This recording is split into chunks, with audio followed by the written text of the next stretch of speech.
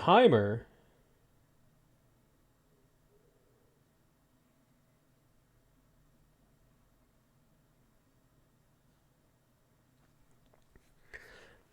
If you see my live streams and it says that it's not starting for like 8 hours, the timer is wrong. Every time. Every single time the timer is wrong. I don't know why. It just is. Every single time. Oh, I opened my own stream there like a dumbass. Yeah, it's just always wrong. And it's really annoying. Okay, I need to check something before I get started properly. I'm more or less set up. Hey, Zachary Zwick. How are you, bud? Hey, how's it going, Joe? Portland, Constance. Sai. Tietzen. Aaron Witchers. Nice to see you too, buddy. Portland, how's it going? What happened to Romulus? He was murdered by Ramus, unfortunately. I could...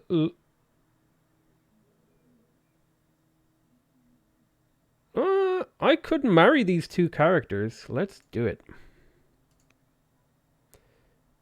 Marry Lucilia and Duke Statius together. He's fourth in line. Hello. What was I checking again? Oh, crap. It was something to do with... something.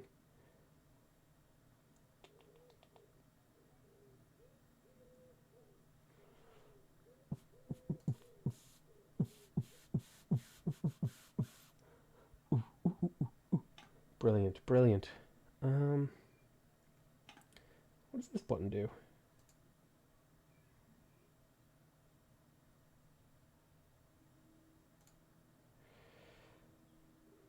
Hello, Matteo Senegas.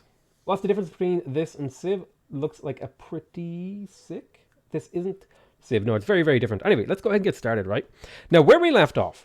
Where we left off last time, something very unfortunate happened. We got murdered. Our entire family line, the entire family line of Romulus was just murdered. We got to play as this lady. She died real quick. This man clung to life out of pure spite for like 40 turns, 45 turns, and systematically murdered my entire family tree, and now is the sole progenitor of the Roman royal family. It's a bit disturbing that he managed to pull that off, but now we're playing as him. How do you win? Right now, there's a couple of ways to win. The first one is to get all of these victory points up here. You get them from cities, from legendary cities, and from wonders. I haven't built any wonders yet, just because my stone income has been a bit awful. Oh, okay. Forced to rent tomb. Okay. I've got about 4 orders left in this turn. I forget what I was doing. I think I was in the process of clearing out this nonsense. These guys have all acted. I've got 2 of these guys. Let's have a quick look around. I've got a slinger here. This slinger... I think there was another barb camp to the northeast here, if I recall correctly. Let's take the time to heal. You're building a quarry. Just take the time to get these guys healed up. And that's all of my orders used for the turn, so that's just done. Can this guy get a kill on me? No, he shouldn't be able to kill any of my guys unless this Lancer also decides to come out, which I don't think they will. What's the latest tech unit that you can get in the game? Probably like Longbowmen and Pikemen. Piss poor timing for me again. Have to head out to snag a swarm of bees. Have to catch the VOD again. Have fun, folks. Thanks so much, Portland, for stopping by. See you next time. Are you competing with other nations for wonders? Yes, technically. But once one person has started to build a wonder, no one else can. So the Fabius family, this is one of my families, has converted to Judaism. My wife is no longer severely ill. Now, Judaism was founded in Capua, I think it was, just kind of randomly.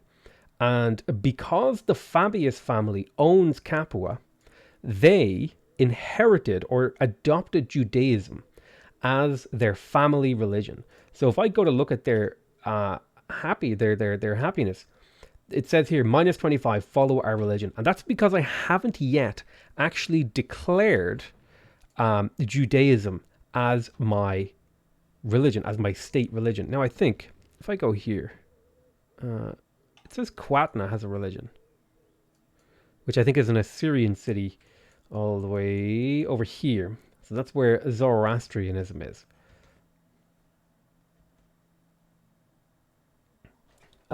Really excited for this game.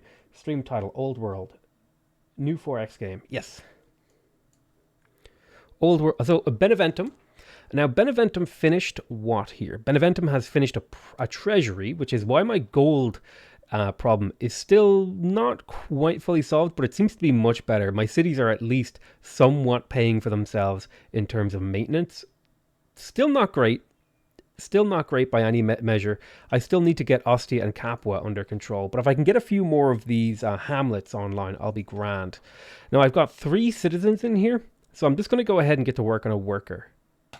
And I can start to develop this land a little bit better. I've got a worker over here. Now, I was doing quarries. I might put down another mine here. I need to keep my income constantly growing. So I think I'm going to plop down another mine here. Wood is fairly expensive, but I need that income. I've got a scout here. I don't think the scout is my priority. I think my big priority is making sure that I clear this nonsense out over here. So I think if I get this kill with Agrippa Fabia the Honest, she will actually get enough experience to level up, and then I can give her Steadfast. So the unit already has Steadfast. I could give her the Fierce promotion, which would be an extra 10% damage against units. Or I could give her Wisdom, which would give her an extra 3% critical chance. I think I'm going to take Fierce here for the thingy. Are the number of religions limited by how many AIs there are, or can anyone do it? I'm not I don't know too much about the religion system at the moment. I don't know the ins and outs of it well enough to really give you good solid info. If I'm being totally above board, let's go ahead and heal our units up. So we healed all these units up. Now, healing a unit, units will naturally heal as they just kind of stand around on your borders. But if you actually take the heal action and spend an order for it, they'll heal much, much faster. So the big thing is going to be for me, I think, expanding and building these treasuries as fast as I can to support the massive amount of maintenance I need to pay for each city that I'm going to be settling. Loved your first stream of this game. Looks very good. Do you think there will be more content for the early access launch? I think more or less the game's content is locked in for early access. I don't know, however. I think there will probably be more events.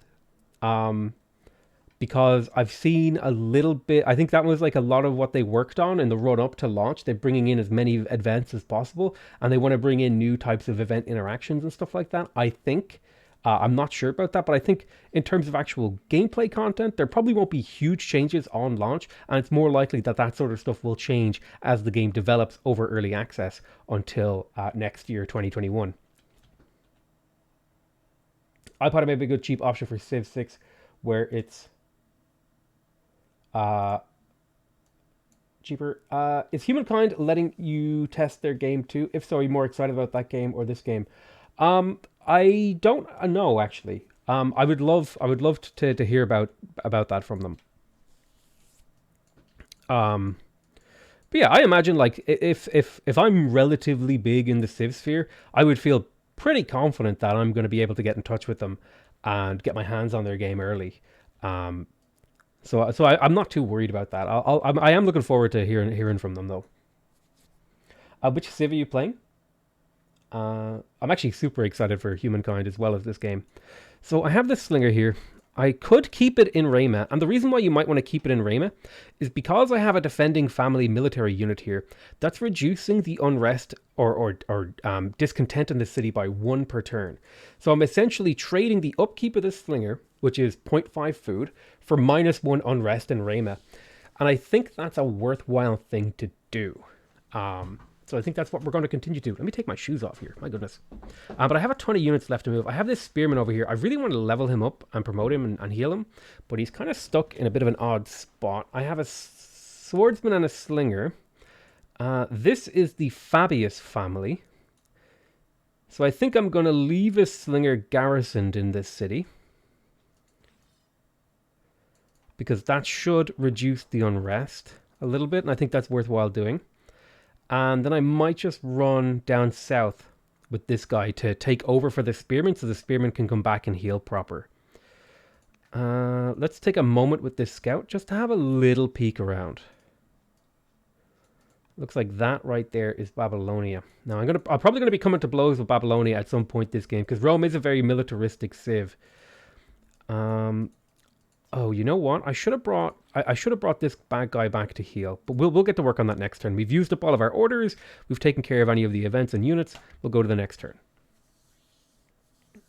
Oh, is he playing Rome again? Yeah. We're continuing on our Rome play. Okay. So Babylonia has begun construction of the mausoleum, which gives every connected city +4 civics. So we are definitely going to be going to war with Babylon because I want that wonder. Okay, so it looks like my son and someone else has given birth to a daughter. Looks like a couple of girls have been born into my royal family. If we come over here to the royal family tree, you can see these fresh-faced age 0 babies have just popped out. Now, let's have a look. Antium just completed its first treasury. I think it would be worth it now to build the treasury 2 for an additional 10 gold per turn. It says 20 there, but it replaces the first treasury. Some things stand out to me. AI terms are super short thanks to the order mechanic, meaning the AI doesn't move all the units for the sake of moving them. Also, the map looks huge. This is a medium-sized map, I think. Would you recommend to buy this for a Civ 6 veteran? Is there enough depth to keep me interested? Yeah, I feel like it. I feel like there's a lot of depth here. I would temper that and say the war game is probably the best part of this game. It's a very in-depth war game system, and it would be a perfect game if you have like a group of people who like to play 4X games together. This would be a perfect multiplayer game, although I'm not sure multiplayer is in this current build. It's still on testing because I don't want to put words in the mouth of the developer, but I think there's like a bug with the multiplayer at the moment that they're trying to fix. So yeah, I really hate that I have to spend time building this treasury because I would much rather be building some of these guys in here. You think of these specialists like your actual buildings. This is what you want to be doing with your time, or building units. And I would really like to be building units in here, but I really need this treasury because my gold income is just atrocious right now, and I need to get that sorted. Okay, we got a marriage offer from the Valerius family, which is one of my families, and they want to marry someone to my... let's see, who are you? Known as Claudius Beneventanus, I think, is my ambassador. So he wants to get married. And they will give me a dowry of some stone. And I think I'm going to choose... I'll grab that one. Let's try to improve my relation with that family a little bit, because they are a little bit upset with me, which means I am getting some penalties to their cities. And that's going to be a bigger and bigger problem as time goes on. So Babylonian raiders. Babylonian farmers complain of raiders along their borders. They suspect hungry citizens of Rome who are in search of food and shelter. As the court, this is our responsibility. We can provide the raiders with food and shelter. This will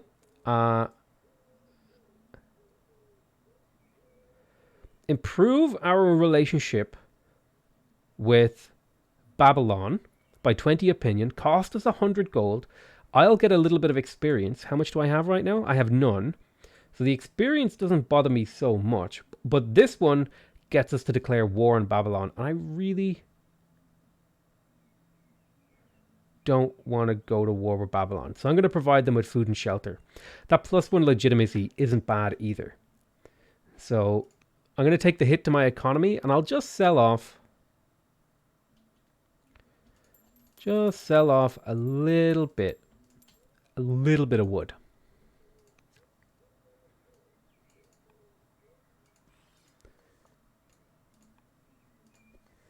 Let's keep healing these guys. And since these guys are waiting for some of these other units to heal, I'm going to take some free promotions here. And they're free because this unit has leveled up naturally from fighting.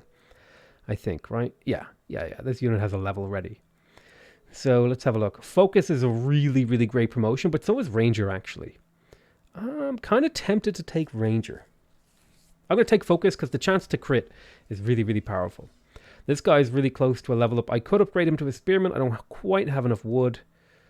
Let's go ahead and take... Okay, he already has that. Yeah, let's grab Bloodthirsty because most units are already hurt.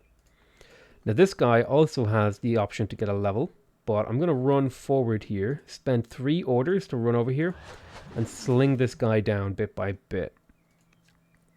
I have a worker over here, finally able to get this city into something resembling like a good shape.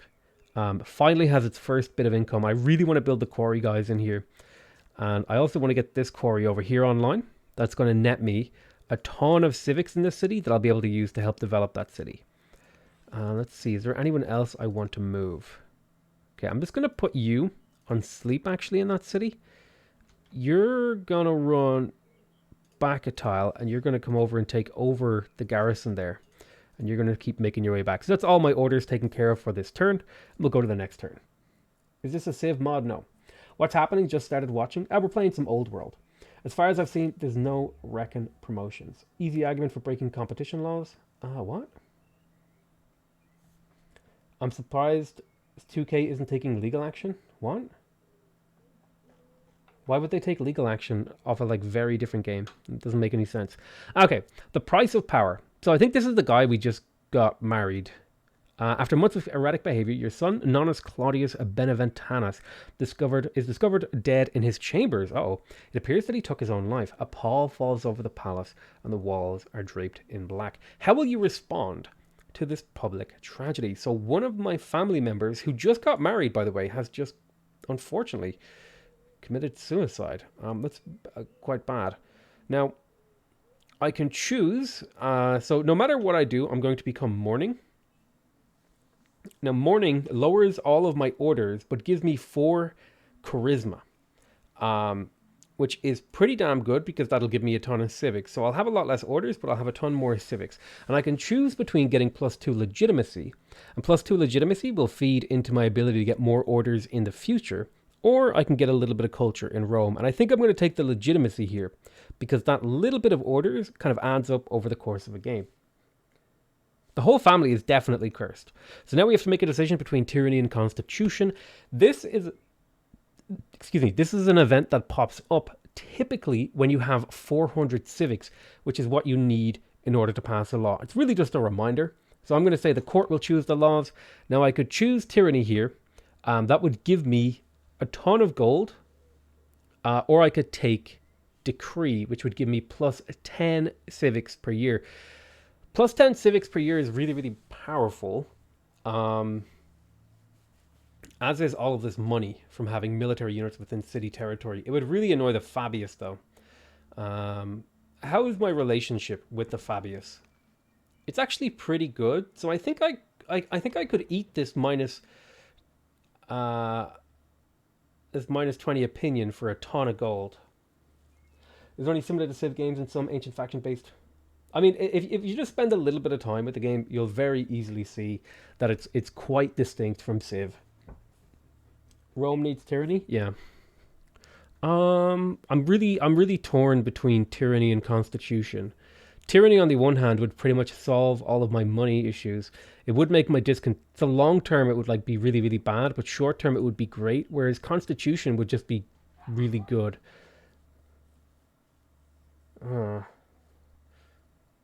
I'm having a really hard time making a decision here. Tyranny or constitution? I think my gold is so bad that I'm going to take tyranny, because that's going to solve my gold issues. And then I can use my surplus money to start purchasing things and doing other stuff when I get my heir on the throne. Unfortunately, she's a diplomat, not an oligarch, which is the one that I like. Are there rebellions in this game? Yes. If a family gets upset enough with you, they'll start to spawn rebels in their cities. So that's why you need to have a couple of garrison units around. Let's see here. And also, if a city gets upset enough, I think it might start spawning them. So discontent is definitely starting to become a problem in my cities. And I'm going to need to start getting my civics rate up to try to deal with that. Okay, there's like some dogs screeching outside my house. A nice one. So what did you finish? So it looks like Ostia has finished running a festival. And I think I did a festival in Ostia just to give this city something to do and get a little bit of culture. And I think, again, the gold isn't necessary for me anymore. And I would really like to get these horses online. It will cost me 20 food, but it will give me +1 science and half an order per turn. It'll take so long, though. It would be really good to get another worker in here. I'm going to do it. That's 10 turns of investment for half an order per turn, which is really, really high value, in my opinion. Let's also get this. Wait, what is this? It's fish. Okay. I think I'm going to get this iron online. Is there anything I can build, like, on the way? Not really. I'll spend the orders. This is going to give me an iron mine. This will give me a little bit of training, a little bit of iron, and a whole lot of other good stuff. So I've got my lumber mills coming in over here as well. That makes me extremely happy. Let's keep doing those.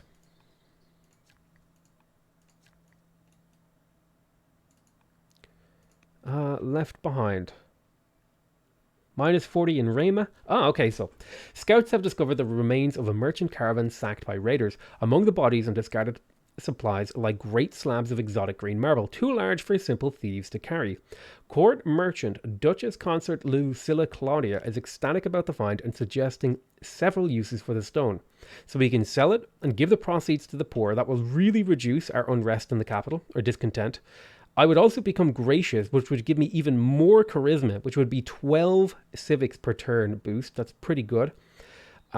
We can commission an inspiring public obelisk. That would give me a ton of these immediately, and I would become inspired. It would give me a ton of the civics immediately, or I could get the legitimacy. And considering this guy's age 69, so he's probably not going to be around for a long time, I feel like one of these two is a little bit better, because these are like long-term, like this one up here definitely feels like a long-term payoff. You want to keep your guy alive, but this feels like a bit more of a upfront investment, this one, and then this one's kind of like persisting through death. I think I'm going to take legitimacy here, because orders are going to be a bit of a squeeze for me for quite a while until I can get garrisons online. I do have a garrison coming over here in Rama. It's going to be the first one, and that's going to give me a little bit of orders, as well as being able to plug a governor into Rama. That should really help things out. I have a worker here. What do I want to do with this worker? I kind of want to build more of these villages. What is the cultural level of my capital? How many of these can I build? Okay, I have all of them that I can build in my capital. I would like to build some hamlets. I'm kind of tempted to just keep doing lumber mills here, because they're so valuable.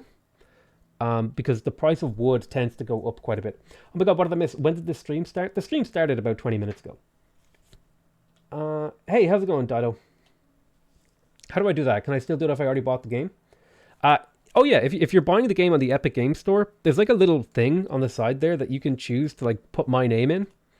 And I think I get like a small amount of money if you do that. So we just cleared some barb camps. That gave me 5 legitimacy, as well as completing one of my ambitions, which means I'm at 2 of 10 ambitions. We also just got the event Strange Encounter. While searching the ruins of the Numidians' camp, our units stumble across a magnificent artifact covered in strange markings. They report that when the artifact was rubbed, a fantastic creature appeared and ordered them to leave the sacred ground or face a terrible curse. How shall we respond to such a story? We could search the ruins. That could lead to future events. We can keep the artifact to get the science right now and finish our tech, or we can leave the Numidian land immediately and get a bunch of opinion. I kind of want to see how these events shake out, so I'm going to take the money boost. I would like to get this militia over here to replace this guy. Actually, you know what? I'm just going to have him take over this outpost over here. That's fine. One more Numidian camp that I can see to clear.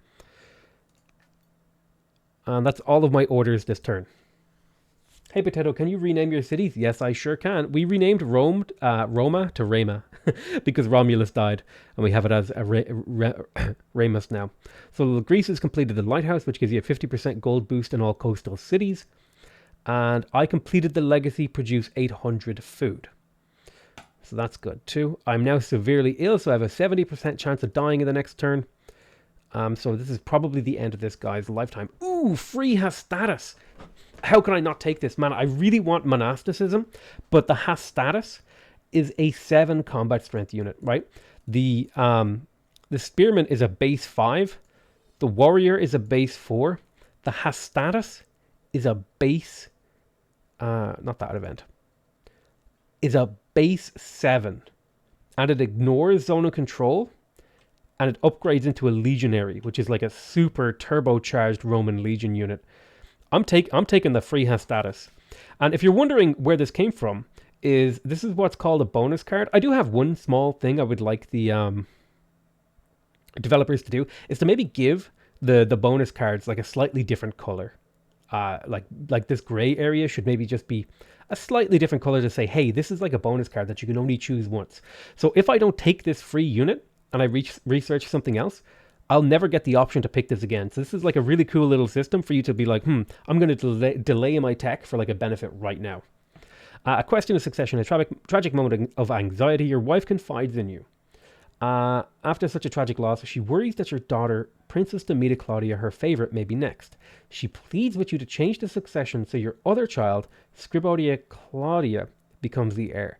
So I could discard my current heir, who has really good charisma, by the way, and pick up a new heir who is young, and I could potentially train her to be the type of leader that I want. So I think I'm going to accept this because I would like a different type of heir. So I'm going to roll the dice on that. Hastati were the new recruits in the early Roman era. How's your jaw? My jaw is so much better. I've been doing exercises to like stretch my neck and my back and stuff like that. So I haven't had any jaw trouble, knock on wood, since that original problem. Let's see here. So we have Capua here. Now, I really want to start building the Judaism disciples because I think I want to start getting my religion spread. So I'm going to start building those guys. I also really want to get these pearl nets online. So I might actually stop off for a worker first. That's 14 turns. They're quite expensive. I'm going to go for the disciple and hopefully get a worker over here at some point. All right, there's another mine built. Let's see. I kind of want to get a garrison in Beneventum.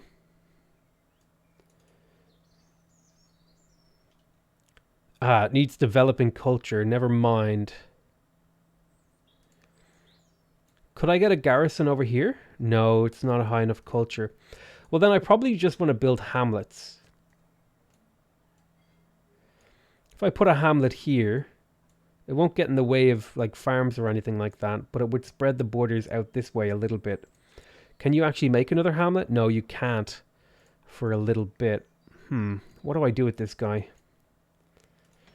Trying to think. I would love to get these things improved. Might be a good idea to just start building roads.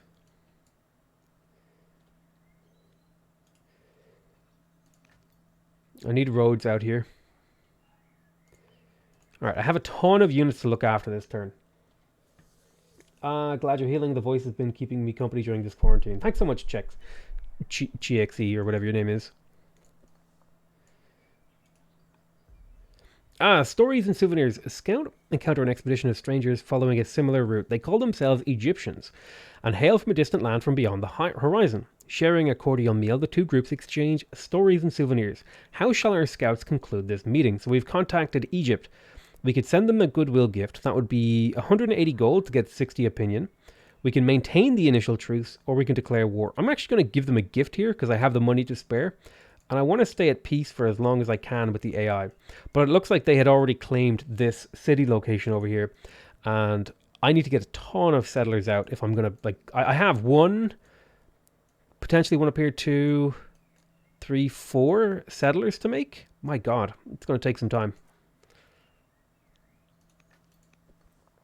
But this kind of simplifies my life because I don't need, I shouldn't have done that, because I don't need quite as much stuff to be doing in terms of like where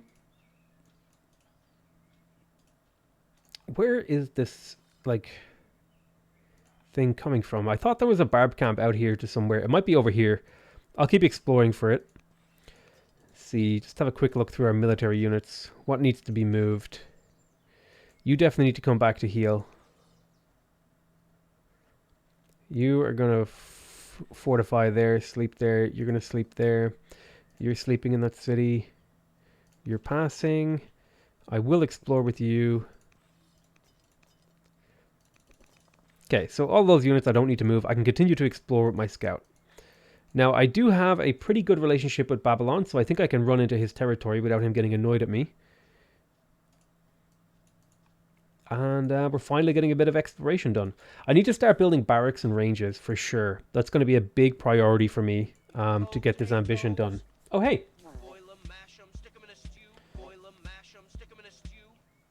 Can you make a horse your ruler? Also, can you name a city, Kennedy? I will indeed rename a city for you. I do not know if the Glitterhoof mod is implemented just yet, but I can definitely rename a city to Kennedy. Like so. There you go. City renamed. Potato, using Civ 6 as the baseline, would you say the skill curve is higher or lower? What does Old World offer that Civ can't deliver? I really want this game, but I can't spend nilly-willy. Would I say the skill curve is higher or lower? That's kind of hard for me to give you a definitive answer on right now. I think that the game is quite difficult, and it has a difficult learning curve, and it is hard to play. However, I think it offers a very different kind of experience. It's as if you took, like, if you remember Civ 5 and Civ 4, like, everything of your city, like, existed inside the city hex. Like, every building you built fit inside this hex. And then you have, like, something like Civ 6, where you had to build things like campuses outside your city. So all of a sudden, some things existed in here, but also some things existed out here and over here. And this game takes that to like an even further extreme, where it's like practically nothing exists within this tile, this like city tile, and everything is built on the map. Like these urban tiles, they're actually literally doing nothing until I build buildings on them. And that's a really interesting idea. It's just it's a very engaging game system, in my opinion. Anyway, that's that turn handled. So I don't know if that's like a good answer, but that's the best answer I could give you. Also, Constance, I don't think I thanked you properly for the... oh dear, I have found that barb camp. Oh dear, I have found that barb camp. I'm now known as the Surveyor. Alright, well, I'm going to escape to the city. I need to spend those 4 orders. I'm going to have you swing over here and begin the attack. You're going to jump to here and also attack. So Rayma completed a settler, which means, of course, that we kind of have to begin work on another settler. Question, can I get a rancher? And can I boost it? I think I'm going to go ahead and build another rancher, because that's going to give me a little bit more growth and a little bit more food, which will help me build my settler a couple of turns sooner, I think. Then we've got Iridium over here. Which daughter was ill? New or old heir? It's not my new heir. I think it was my older heir. Let me have a look here. Yeah, I think it was Princess Damida. I'm pretty close to death here. Pretty close to death. See here, the city of Aretium. I'd like to get these stonecutters online because that's worth 1.5 civics each. So I'm going to immediately start building those, because if I can get these quarry stonecutters online, that's going to give me a ton of civics in this city. And not to mention a ton of stone. I think that's worthwhile doing. On the other hand, I could start work on more workers. Being able to develop your land really quickly is helpful. I'm going to work on a worker. Actually, you know what else? I'm actually going to get a settler in here as well. I just need more settlers. Oh, thank you from Jared Crom for becoming a 2.5 Spuddy. Thank you for becoming a member of the channel, Jared Crom. I really appreciate that. I'll do some more research and make a decision. Also, where's the Ruhr Valley pin? I don't think you can put pins in this game yet. Oh, I just pressed Z. Apparently Z gets rid of all the vegetation, which is a bit odd. Makes the game look a bit odd to me. It also gets rid of the fog of war, interestingly enough. Looks like that's where they're building the mausoleum over there. Trade negotiations. Lucilla brings Amelia to a trade discussion with Egyptian merchants, so she can learn the rules of negotiation. The young student sits quietly in the room, listening intently. During the meeting, Egyptian merchants ask Amelia how she would approach trade. She answers, either the deal meets all my demands or I walk away. This would give her +1 courage, which increases her training, but reduce her income. So she's kind of an aggressive negotiator. Or I will compromise for the sake of good relations. This would lower her wisdom, but give her extra charisma. And charisma is like my favorite stat for leaders. So I think I'm going to take the proud one here. Mercenary Axeman. Ooh, a mercenary band of axemen has arrived in the capital offering its allegiance for a price. How shall we respond? Because we have the battle line technology, we can get this now. I think I am going to sell a little bit of wood to be able to pick these guys up. Excuse me. There we go. Sometimes you have to refresh the event if you don't have the resources at the start of it. I'm going to pay for that Axeman. You can see here, now we have the Axeman unit who has a base strength of 6, which is pretty comparable to the Hastatus. It's like the step before the Hastatus. Now, where do I want to settle my next city? Let's see. It would be good to start getting some of these cities over here to the northeast online. Yeah, can I run you? Yeah, I'm going to run you over here. So I'll walk you over to there this turn. I won't force march you because I don't have enough orders to get you anywhere else. And I have a couple of workers. Oh, I finished my garrison. So I'll be able to pick a governor here next turn, I think. Brilliant. Just out of curiosity, can you add a road here? I don't know if you can. I'll tell you what, we will just, we'll buy an order, like so. So you can add road to Tundra. Well, that's good news. So I can road just really quickly up through here. That's all my orders for the turn taken care of. And we'll go ahead and end the year. You liking this game enough to keep playing after release and potentially combine it with civs? Yeah, I really like this game. I will probably try to do a decent amount of content for it. I don't know if I'll play it quite as much as Civ because it's not quite as popular as Civ on my channel. But I'll definitely try to cover it in a reasonable amount. It looks like there is the pyramids finished. Let's kill a unit. You're going to step back for the heal. You're also going to heal. Just trying to get my units healed up and ready to fight. And then, okay, I think the auto unit cycler turned itself back on. Hold on. Options. No unit cycling. No role playing, no pop-up help. Large amount of available system memory, disable tutorial. Move to fatigue limit. Okay, interesting. There's quite a few options here. All right, securing peace. Our vassal Amelia Fabia the Marksman has offered to secure peace with the Numidians, but she's not forthcoming about the details. So I can get peace, and I imagine this is going to lead to other events. Now this will piss off Fabius if I say no for 20 years, and I kind of want to stay at war with the Numidians because I want their city location. But I can take the peace now. I'm at peace with the Numidians. That's fine, because I don't even really have the settlers to settle that city. We also got the Boastful Heir event. This is the royal family of Egypt bids the court during the peace. Prince Neferu makes a shocking boast about how much a better ruler she will be one day. Queen Hatshepsut the Great chides her for her brashness and turns to us for support. So we can either support the current ruler, who is likely to die soon, or we can support the next ruler, who is also likely to die soon. I'm going to take the friendship with the current ruler.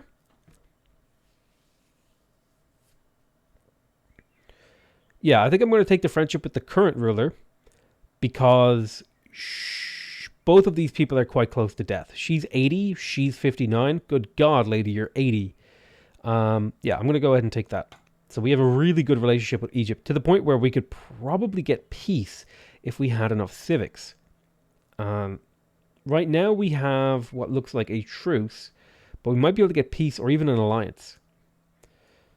Let's see. All right, so now we get to choose a governor for our city of Rema. I could put Remus in here. This would get it a lot of charisma, a decent amount of wisdom, but it would hurt its gold income. Darn. Let's see. Who else could I put in here? Now, I could use Lucilla, but she'll no longer tutor my royal family, which I don't want. Now, Duchess Domita Claudia is second in line for the throne. She would generate a ton of civics in here, which would finish that rancher faster. Yeah, I think I might go for her. She's like the least... I would really like to put Ramus in here, but the gold income thing is really bad. Although his stats are so good, there's really no reason not to put him in there. The small amount of gold we lose is not that big of a deal, considering just how many civics we get and stuff out of it. And this rancher should be done an extra turn sooner, as should this settler. Okay, my condolences. News of your recent losses reached beyond your borders. As a result, an emissary arrives from Babylonia with a gift from King Lutipri the Learned. Is losing all your heirs a game over? I believe so, yes. Love the game. Keep the stream going. Will do. You're so great with this kind of games, Potato. You can make a lot of content with this game. Yeah, I'm hopefully going to come back to this game. I might not play it like a huge amount while it's in early access, but I'll definitely come back to it maybe once or twice a month. I described it as a simple gesture to show our condolences, but is anything in this world a simple gesture? Your Ambassador Manius Valerius, suspects that the goodwill is a ruse to earn your gratitude, easing tensions.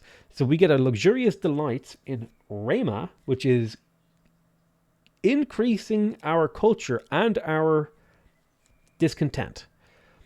So I could send him eternal gratitude, which will annoy one of my royal families, the Valerius family, who's already upset with me, but will please Babylon.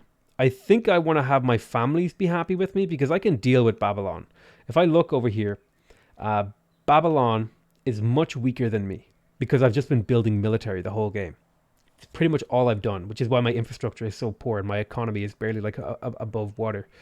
Yeah, I'm gonna risk upsetting Babylon. It's not that much of a risk to me. Now we should probably start thinking about if we want to build a wonder. We have the economy to start considering this sort of thing. We could build the Oracle pretty easily here in a turn or two. We'd only need to get our hands on 1,600 gold to start building it. Excuse me, to start building it this turn. Let's see. What else have we got? I've got the hiccups. Oh, God. So I think I would build the Oracle. I would like the Necropolis. I would like the Acropolis as well. The half an order for forums is really, really powerful. But that needs to be on a hill. It needs to have a certain culture as well. Yeah, I think I want to try to build the Oracle here. So, can I get 1,600 gold this turn, or do I wait a turn for my income to go up a little bit? Well, let's control sell a little bit of iron. We will sell a little bit of wood. We're up to 600 gold. That's fine. We'll wait a turn and see how the price of this changes. So I'm going to try to avoid spending stone this turn. So I'm just going to move you up one and then have you wait. You're going to go get me another stone improvement. Build that quarry that costs iron, not stone. I really want to start barracks as well, but I'm going to hold off with some of these units and just tell them to wait a bit. So that I can... Well, actually, I could probably activate you. You should really start making your way down to here, though, because Capua really needs it, actually. It seems this game's action economy is a bit more balanced. Yeah, you don't have a whole lot of actions that you're allowed to do. Does this have multiplayer? I think right now, in the early access version of the game, multiplayer isn't activated. And I think, don't quote me on this, it has something to do with they had an issue with multiplayer, so they took it out of this build.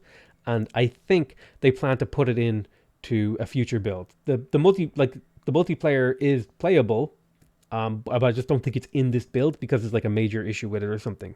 They just want to fix it before they like put it back in. I think. Just caveats there. That's me thinking that is true. So we've got Princess Scribonia Claudia, but she's growing up fast and is eager to learn. Would you like to educate Princess Scribonia Claudia? Let's see.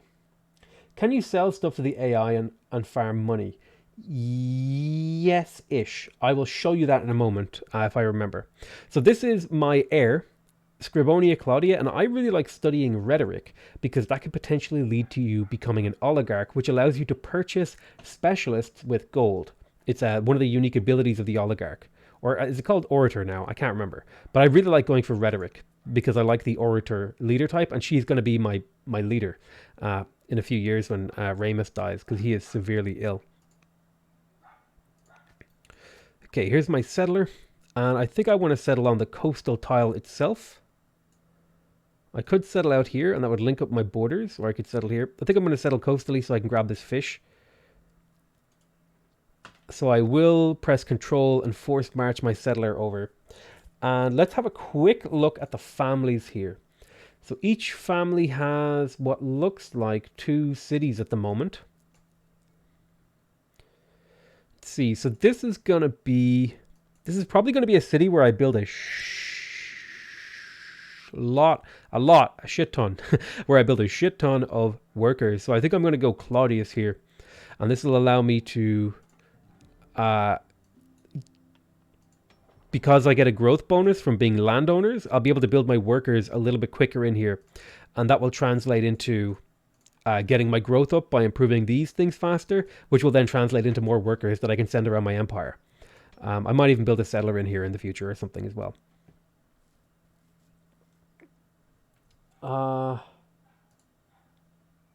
Visit my channel. Sorry, Muzi Kaiji Gaming. You are not allowed to advertise on my stream. I appreciate you, Constant Bashford, but that is an auto ban. Although I recommend you just delete it and let me do the bans. But I appreciate you being on top of that, Constance. Thank you so much.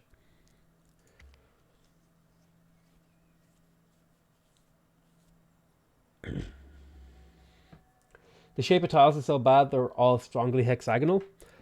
They're actually not. I'll show you that in a second. News arrived from abroad that... Oh god, this lady died, and now the person that we snubbed is on the throne. Oops. Our leader is dead, and now we are Queen Scribonia Claudia the New. Long live the Queen. And we're now at a truce with the Numidians. Let's see. End of an era. Messengers from the capital bring news of King Ramus Claudius the Surveyor's death. All of Rome mourns with the royal family. Background boys. Thank you so much for the $5.49 Canadian dollary dues. I appreciate it, man. Hail Queen Scribonia Claudia the New and rightful Queen of Rome. This is long live Queen Scribonia. I'll get 40 experience just at the start of my reign that I can start putting towards things. So like if I actually zoom in, right? Like if you look at this flatland, it looks like all of these tiles are like perfectly hexagonal. But if you actually zoom in, you can see there's a little bit of bleed over. Like the tiles themselves actually aren't like purely hexagonal. Does that make sense? Because like this hill tile is bleeding over into this hex, and in the same way this temperate tile is bleeding over into this arid tile, and you can see that sometimes happening in reverse. This is like, you know, let me see if I can find a good example.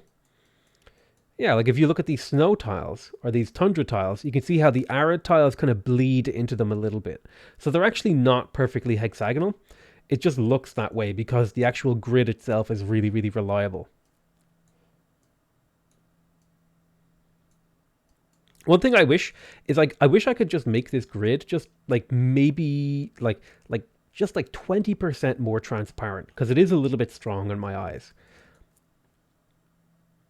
This isn't the final version. Potato, is there any chance you can take control of a city without war? For example, with culture or any marriage between some of your family? I actually have no idea. I haven't tried that. Oh, somebody asked me about trade deals.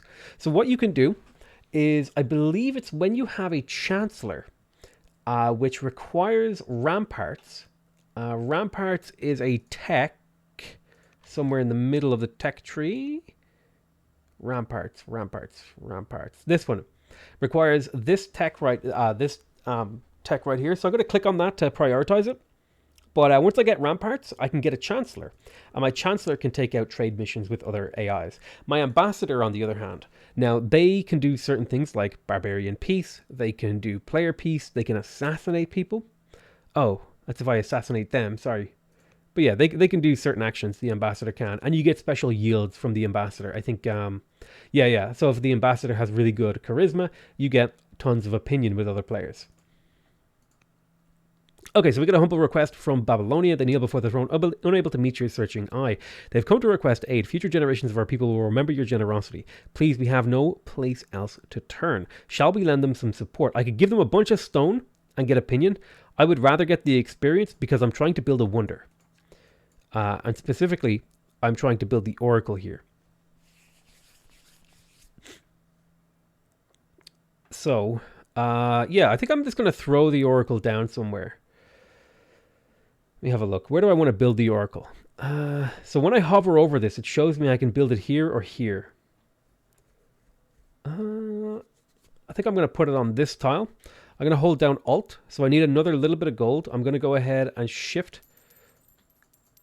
Sell a bit of wood. I'll even sell a bit of iron. How close am I now? Okay, I need another little bit of gold. So I'll sell a little bit more wood. And then I can hold down Alt here, and I'll automatically buy the resources that I need to finish the oracle this turn. So we'll go ahead and pop. So I began construction of the oracle.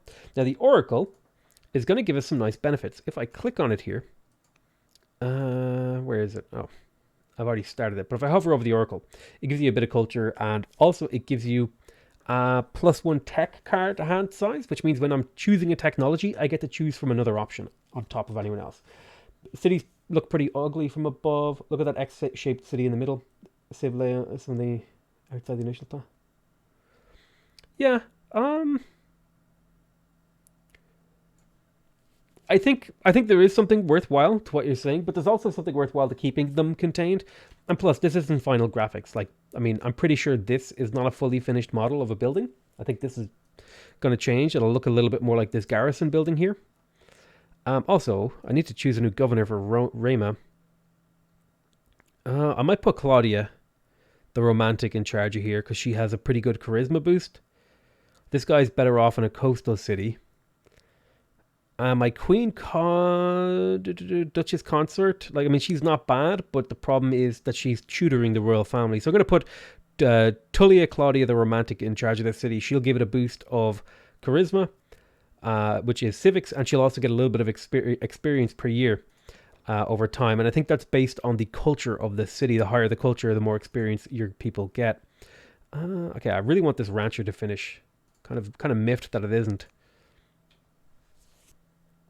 Okay, so we get to choose our ambition now. 10 promotions is actually really easy to do. So I'm kind of tempted to take that one. That would give me a huge boost to my legitimacy. I could control 30 specialists. That's a little bit harder. Controlling 4 cities is really hard. So I'm going to take 10 promotions here. Oh, hey. Carl Shuchuk just became a member of the channel. Thank you so much, Carl Shuchuk. The game holds plenty of promise for expansions. Yeah. Okay. So I think what we're going to do is we're going to go through and just start promoting some units to get this 10 promotions thing out of the way. So I'm going to plug... Yeah, I think I'm going to take Garrison here. This Axeman... I think I'm going to give... I like the Herbalist promotion, actually, because it leads to this auto heal that I really like. This Spearman, I'm also going to give... I kind of give them Shield Bearer. No, I'll give them Herbalist. That lets them heal faster. This Slinger, I'm going to promote as well. Let's see. Tracker isn't bad. This leads to Swift and Hardy. What about Fierce? What does Fierce do again? +10 versus Infantry. Or I could take Besieger. I'm going to take Fierce. Fierce is a pretty good all-around one. Let's have a look at this guy. This guy's only 40 to promote him. I'm going to take 1 level of Guard. Then with you, you're ready for an upgrade to a Maceman or a Spearman. I'm going to promote you. I think Ranger is a pretty good one. So I only have 4 more promotions that I need to do. You're a bit expensive to promote. You're quite cheap to promote. Only 79 training points. I like Focus. Focus is really powerful because it gives you a 10% chance to crit for double damage. I think you should limit advertising in general. Who's advertising? Bodhi Hammer. Thank you for becoming a member of the channel.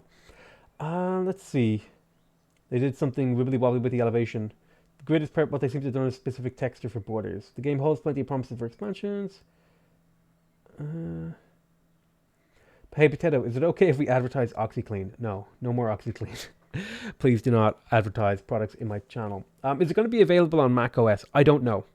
That would be something you would want to ask the developers directly. I don't actually know the answer to that question, I'm afraid. I wish I did know to be able to help you out, but I don't. Okay, so I need to make a decision about Antium, and I think now is about where... Yeah, I think a quarry here makes sense. It's got 2 adjacent mountains, so that's like a really good quarry right there. Let's go ahead and pop that in. Takes a bunch of orders, but it is worthwhile long term. And we'll get this fishing boat online. This is going to give me +2 culture and +5 food in this Judaism city,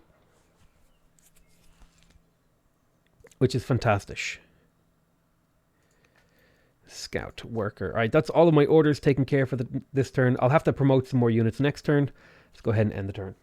Hey Potato, will you upload the next China episode today? Yeah, the next episode for China will be going up in about 3 hours. About 2 hours and 50 minutes. Okay, so there's reports of a barbarian raid near Roma. Now Roma is this city over here. And I can only assume that there's a barb camp somewhere to the north here that's spawning units to come kill me. So let's go ahead and get the heal. You're going to come back up this way to rejoin this city. Well, here's an even better move. I'll pull you over to there, get you to heal, and then you take over this outpost. We kind of shift our army over. So now we're in a better position to defend Roma. We've got scavengers here, wishing to do their part in the fate of Beneventum. Eager citizens have offered to journey out into the wilderness and scavenge for food. So we could get 155 food, or we can get 7 orders. I don't have a great need for orders, but neither do I have a great need for food. Although my food income is starting to fall, so I'm going to have to start building some more farms. Let's have a look. I think I'm going to add a road here. I want to get my roads up. And I've got another worker over here. I think I'd like to start building barracks in here. Although I do have farms that I want to get online. Let's get those up first. Scavengers. I don't think I need the orders, so I'm going to take the food here because that'll allow me to build settlers. Okay, scout.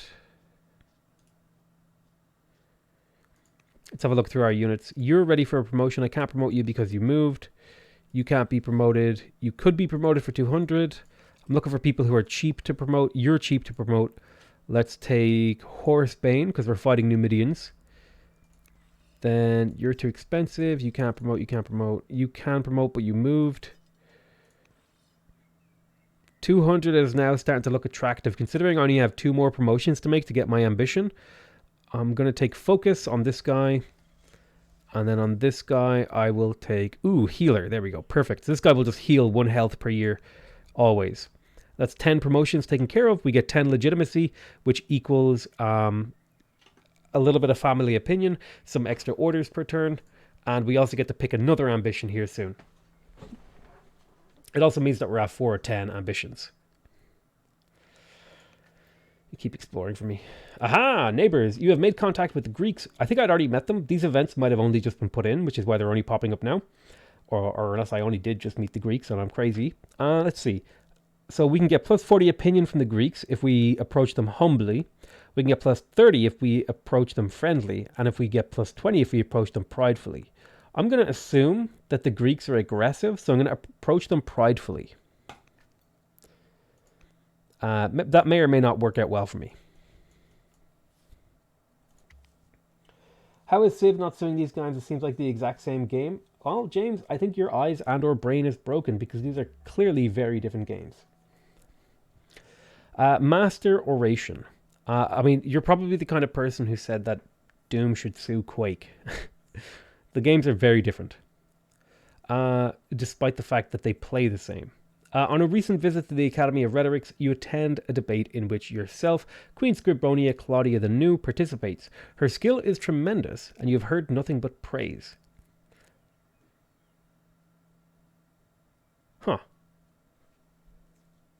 So I can become an orator. Now, orators are really, really powerful because they have... Ooh, can raise improvements. Orators are powerful because they have... Wait, what happened to the purchasing thing?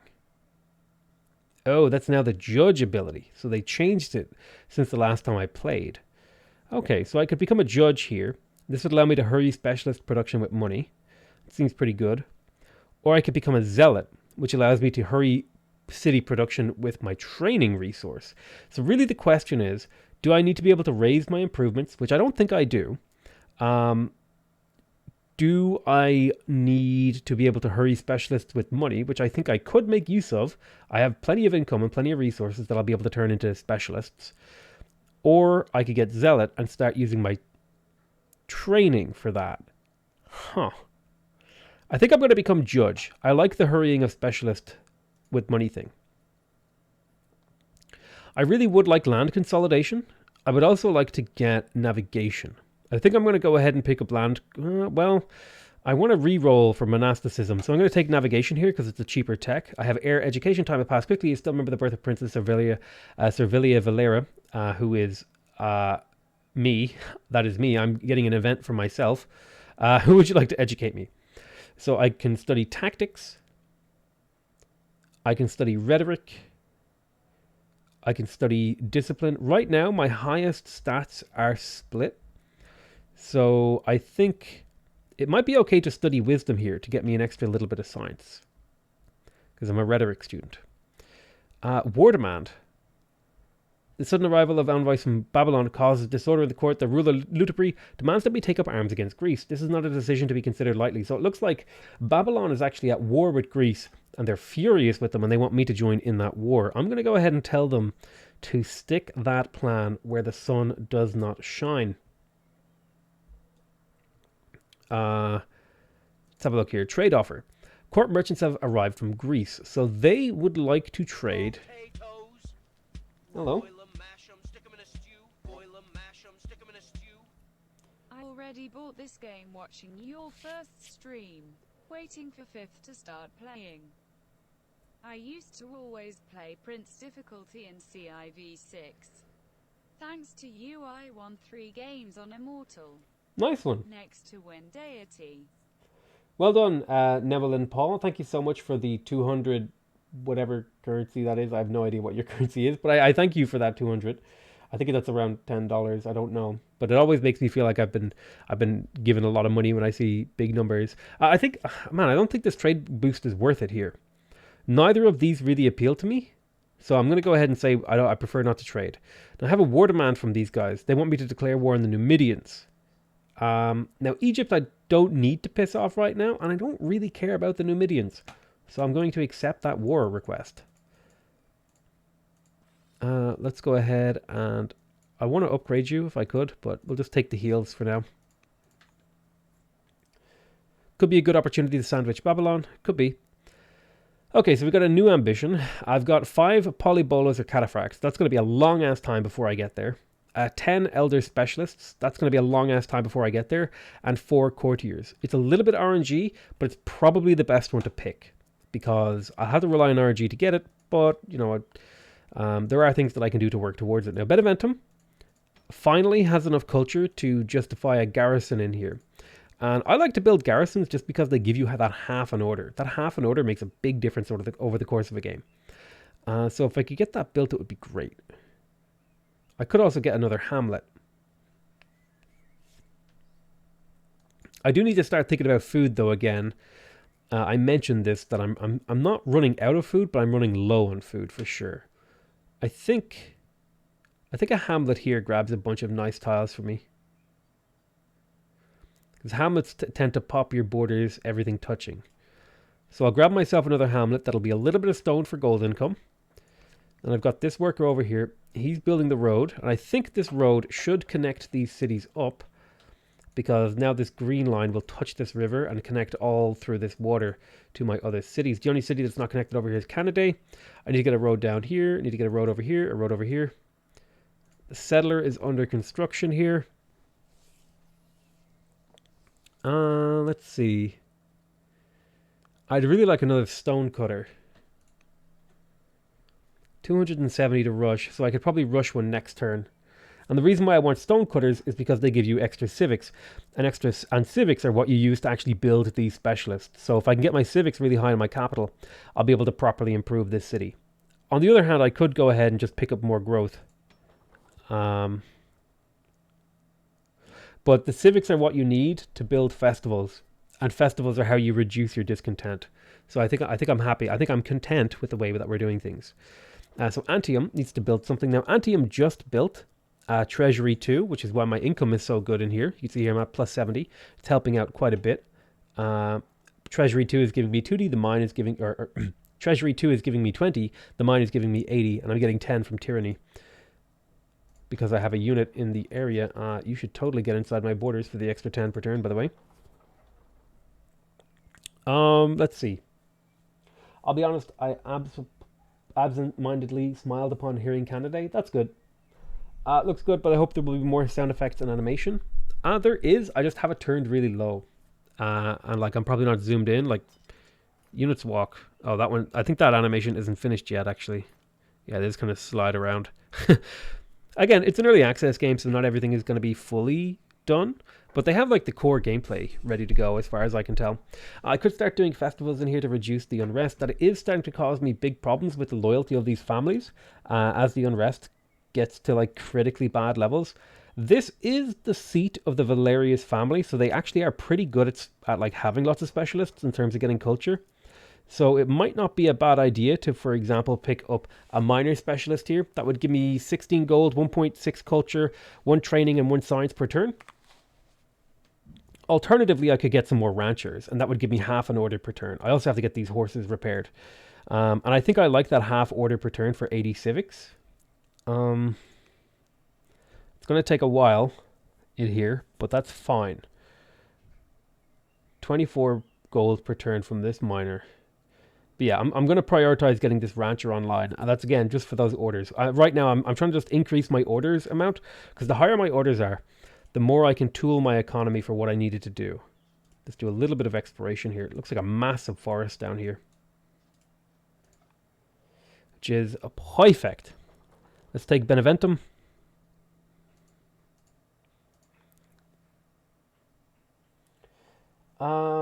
Look at Call to Power 2 for how close the game to Civ that has been made without a license. Game ideas is not copyrightable. Yeah. Alright, there's Beneventum. Like I was saying, I think it would be good. I need a settler for here. I need a settler for here. I'm working on a settler for here. So I'm going to take the time in Beneventum to get another settler. This way I can just get it all out of the way. I also just start thinking about clearing out this barb camp up here. So if I have a unit in the area, like this has status, I'm actually going to send them up with the explicit purpose of getting ready to clear out this nonsense to the north. Oh my goodness, I got the hiccups. You can stay there. Who do I want to move? Okay, I definitely want to heal you. I want you just sitting there. You're one of my most powerful units. I'm going to heal you too, because I believe there's an invasion coming from the north. That'll be the end of the turn. What game is this? This game is called Old World. It's coming out on the Epic Games Store on the 5th in early access. It's from Mohawk Studios, who made Off-World Trading Company. Soren Johnson is the lead developer. He was the designer of Civ 4. I think, oh god, why is my brain suddenly not sure about what his role was on that game? But yeah. Some of the devs from the old Civ days are working on this game. From older Civ titles, not the newer Civ games. So it definitely has an accomplished flair to it. Like, you can definitely tell experienced people had their sort of fingers in this game. Okay, now what is the culture in Roma? It's still developing, so I can't do anything there. I really do want the garrison in this city, so I think I am going to pop it here. And the reason I want the garrison is, again, I'm trading stone for orders, and I think that's a really good trade deal for me. It'll also let me put a governor in this city too. The cloud effects look great. I agree. I actually really like the graphics of this game. They're not like super perfect, high, amazing if you zoom all the way in. It kind of has a little bit of jank to it every now and again, but generally speaking, it looks really, really nice at like the zoom level that you normally play it at, which is out to here. Like even this mountain, like you can see the parallax on this mountain here. Like just focus on the tip of this mountain. Okay, you can see how the tip is not covering this tile over here. But as I zoom back this way, you can slowly see the tip of that mountain start to cover up that tile. And that's just like a really nice, I don't know, just a really nice thing. It feels like I'm swooping over the mountain kind of, you know? Like faraway mountains, almost obscure. It's just really nice graphically in my opinion. Like and it's really obvious with this mountain actually, because if I have this mountain here, you can see the tip of the mountain is actually like in between these three hexes almost. And then as I zoom back this way, it starts to cover up all the things. It just looks really, really nice to me. Yeah. Not Civ mode, game is old world. Win points based on cities, wonders I forget the third. Yeah, it's each city gets a cultural level, depending on the amount of culture that it gets or has earned. And if you earn enough culture, the city will get a legendary culture. And that means that you get an extra victory point for that city. Right now, I am at 7 out of 28 victory points. Let's make sure we kill this guy.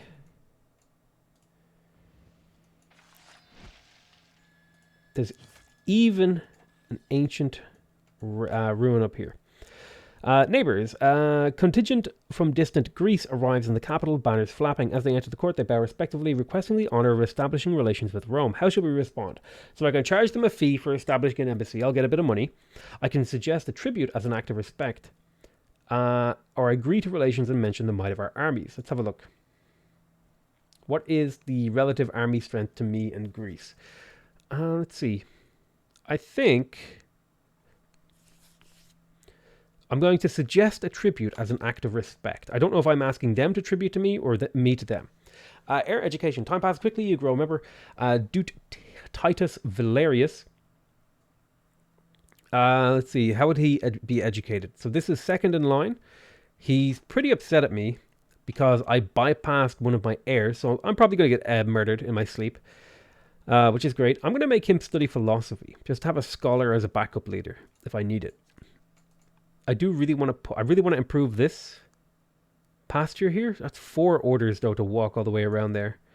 It's like super expensive. I might be better off just running over here and improving this cattle, or this. These horses to get plus 0.5 orders, which will translate into being able to do much more with my orders. I'm also going to go ahead and get these nets online as well. That'll be a little bit more food. Right now, my economy is looking great except for food. I would like to have a little bit more food. I kind of haven't really built farms in a while. I think I'd like to build a few extra farms, maybe alongside these rivers somewhere. Okay, so I have a few orders left. I'm going to bring up this axeman as well in this direction. Let's go ahead and bring you up to there for now, and we'll think about moving you on these guys next turn. And we'll go ahead and end the turn there. Yeah, that leader's got a young Emma Watson thing going on. Let's see her glow up when she comes to age. Woot, more Numidians didn't miss their ultimate surrender. They still haven't surrendered. No, don't pillage my stuff. I hate you. Reports of a barbarian raid near Roma. So it looks like Roma is going to be under persistent barbarian raid, which is a bit of a pain in El Tatas. Let's go ahead and bring this slinger over. We'll take a shot at this guy. We'll chop him. And we got a crit leading to a battlefield promotion of Numerius Claudius the hero, who is leading that unit. So I can promote the warrior, give the warrior 200 experience, or I can hold a triumph in Rome, which would give me +2 thing per year. Yeah, I think I'm going to do a triumph because that would get me +2 training per year in Rome, which means I'd be able to build units a little bit quicker in Roma here. You can see here I have the +2 triumph, which is very nice. Of course you have to do this. Well, let's step forward with this slinger to here. Throw the attack. Come forward with the axeman. Throw the attack. I don't have a unit in the area to finish that off, but that's fine. Tutorial religion. Manichaeism has spread to one of my cities. So a religion has somehow spread to me. Let's see if we can't find it. I've got Judaism.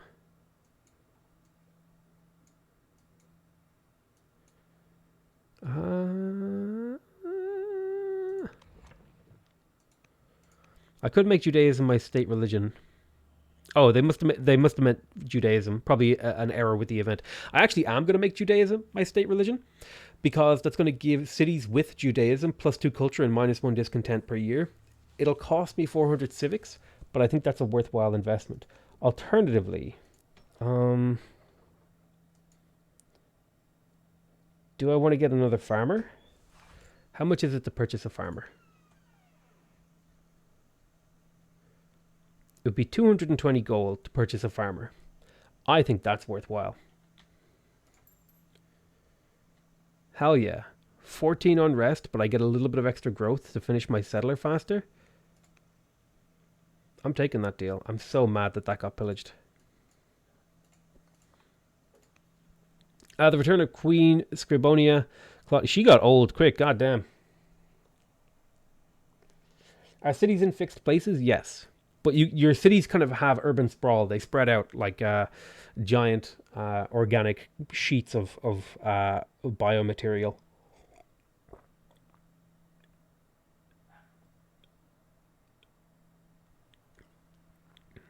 So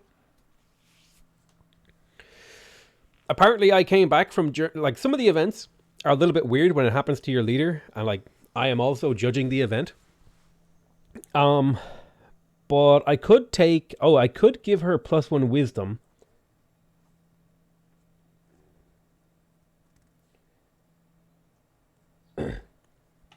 I could give her +1 wisdom, which would give me +2 science per turn, which isn't terrible. Or I could get 50 experience and potentially get a better promotion. I'm going to take the level up. This game is boring. Cool, Marcus. Glad you stopped by. Good news. In a surprise piece of news, you received an update from your heir, Princess Servilla Valeria. Academy scholars respect her, and the other students compete to prevent her. At the moment, Servilla is thriving. I'm going to get her to focus on her wisdom. Extra wisdom, because now she is helping support my empire with science. Blame game mission for Babylon arrives. Both the Opportunity's heir are in attendance. So I can choose to agree with the heir or the leader of Babylon here. I can say nothing, and this will hurt relations with both of them for a little bit. Or I can say something and hurt relations. Well, how old are you? How old is your heir? So old man is pretty old and he's ill. I'm going to agree with the heir, so that when he comes of age, he'll be a little bit friendlier.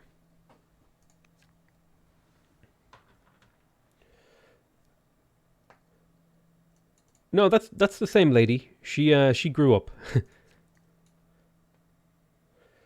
Okay.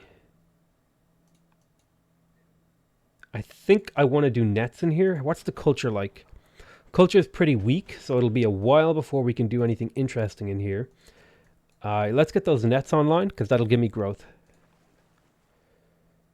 Let's have a look. Spearman. Okay, now I need to clear these barb camps out. Let's see. Slinger here. Get that spearman moving, and then we'll end the turn. Can we build a world wonder? We're in the process of building a world wonder over here, the Oracle. It'll take 6 more turns until we start to get the benefit of it. Don't you dare pillage my shit. Okay, so Egypt is building the necropolis. That's fine. They are entitled to do so. I want to get the kill with this axeman. Well, Slinger's probably just as good. But they pillaged 3 things on me, the bastards. You come over here. Repair that quarry for me. Very, very annoyed about that. So I grabbed a farmer in here, giving me a little bit more growth. That'll allow me to continue to grow more citizens. We're in the process of building a settler, so growth isn't really happening in this city at the moment. Canada is finito doing what it was doing. I need to start thinking about developing my cities a little bit. Do I want to get a worker in here? Worker would take a very, very long time. It would be okay to build a treasury to keep my gold income flowing. Discontent is pretty tough to deal with at this point. The worker takes us far too long to build. 15 turns is a literal almost forever. I kind of want to get the farmer for the 1.5 growth. That'll allow me to grow more citizens in here. And maybe get a worker slightly faster. So I'm going to grab that. Queen Scribonia gained experience, so I can get extra charisma, or I can become keen. I think I'm going to go ahead and take charisma here, because I like the extra civics. I really need to unlock more scientific stuff. Local brigands, axemen squads receive numerous reports of raiders, so I can track down raiders, or I'll just put the axeman on military duty to get a bit of extra experience. Sabotage. Unhappy with our rule, Valerian saboteurs have destroyed several improvements in the capital. They seek to deface and topple those landmarks. So 2 improvements have been destroyed in Roma. So this is due to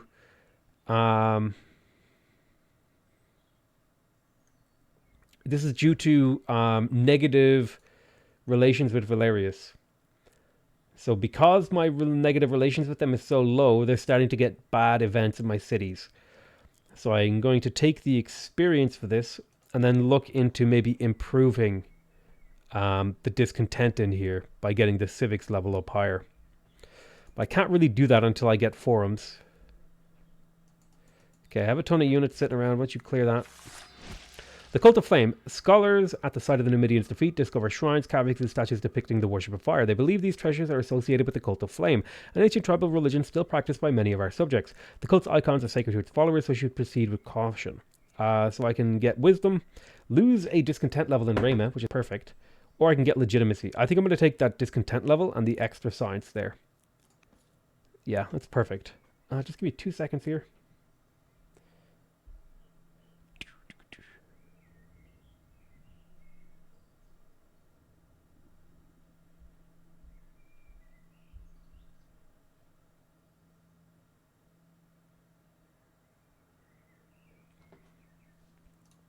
All right. Scout doing work. Let's see. Hey Potato, do you have a creator tag for the Epic Store? I do. You just type in my full name as it appears on YouTube, and I think I get a default 5% cut of any game that you buy on Epic Game Store, which is, you know, pretty damn nice for me. I'm not going to complain about free money. Let's swing up here and hit this guy. Actually, you know what I'm going to do? I'm going to undo these heals. I'm going to run up here. Crit. No, no crit. You crit. No crit. I'm going to run forward with you.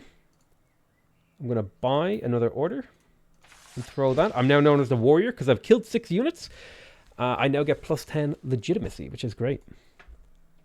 Is that bird noise from your game? No. That's from outside my window. My window is open right now. Let me turn my mic over there.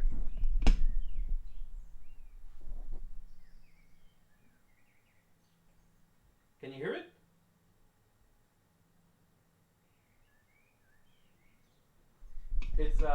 It's evening time here in Ireland. So there's a bunch of trees out behind my house that like a ton of birds live in, and they like to chirp around this time during the evening. They also like to chirp pretty early in the morning too, which can be a bit annoying.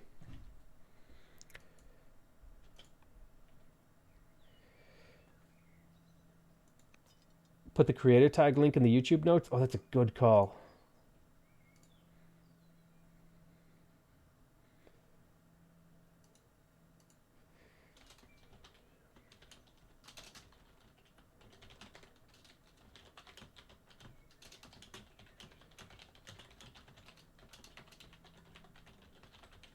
There you go. Oh god, I had it all come out on caps, whatever. It can be in caps. You live in Loughrea, County Galway. I live in Dublin. Do you recommend this game to... Sorry, just tuned in. So far, I would recommend this game to people who like 4X games. I don't know if I would recommend it to people who don't like 4X games. Springtime is sprung. Birds in Ireland, I thought you ate them all. Don't you? Funny story, actually. Birds is what we tend to call women, at least in Dublin anyway. You call a woman a bird. So there's actually plenty of birds in Dublin. Haha. Okay, this is actually such a hard choice here. I want every single one of these things. I want the courthouses because it gives me a ton of civics in my cities, and that'll allow me to run festivals and stuff like that really, really easily. But I also want monasteries because I have a religion, and I also want the monotheism and the polytheism law, mainly the monotheism one, because if I can start to spread Judaism, I can get +1 orders per city from state religion cities, which is super powerful. I also want rhetoric so that I can get forums, because that'll give me +2 civics per turn when I build it, per level of it. And I also get access to epics and exploration. And I also want drama, because this is a prerequisite for the tech that I really want, which is ramparts. And I want ramparts so I can get a chancellor, so I can start trading with the AI in these permanent trade routes. I've got the hiccups right now. Jesus Christ. What makes the game different from Civ?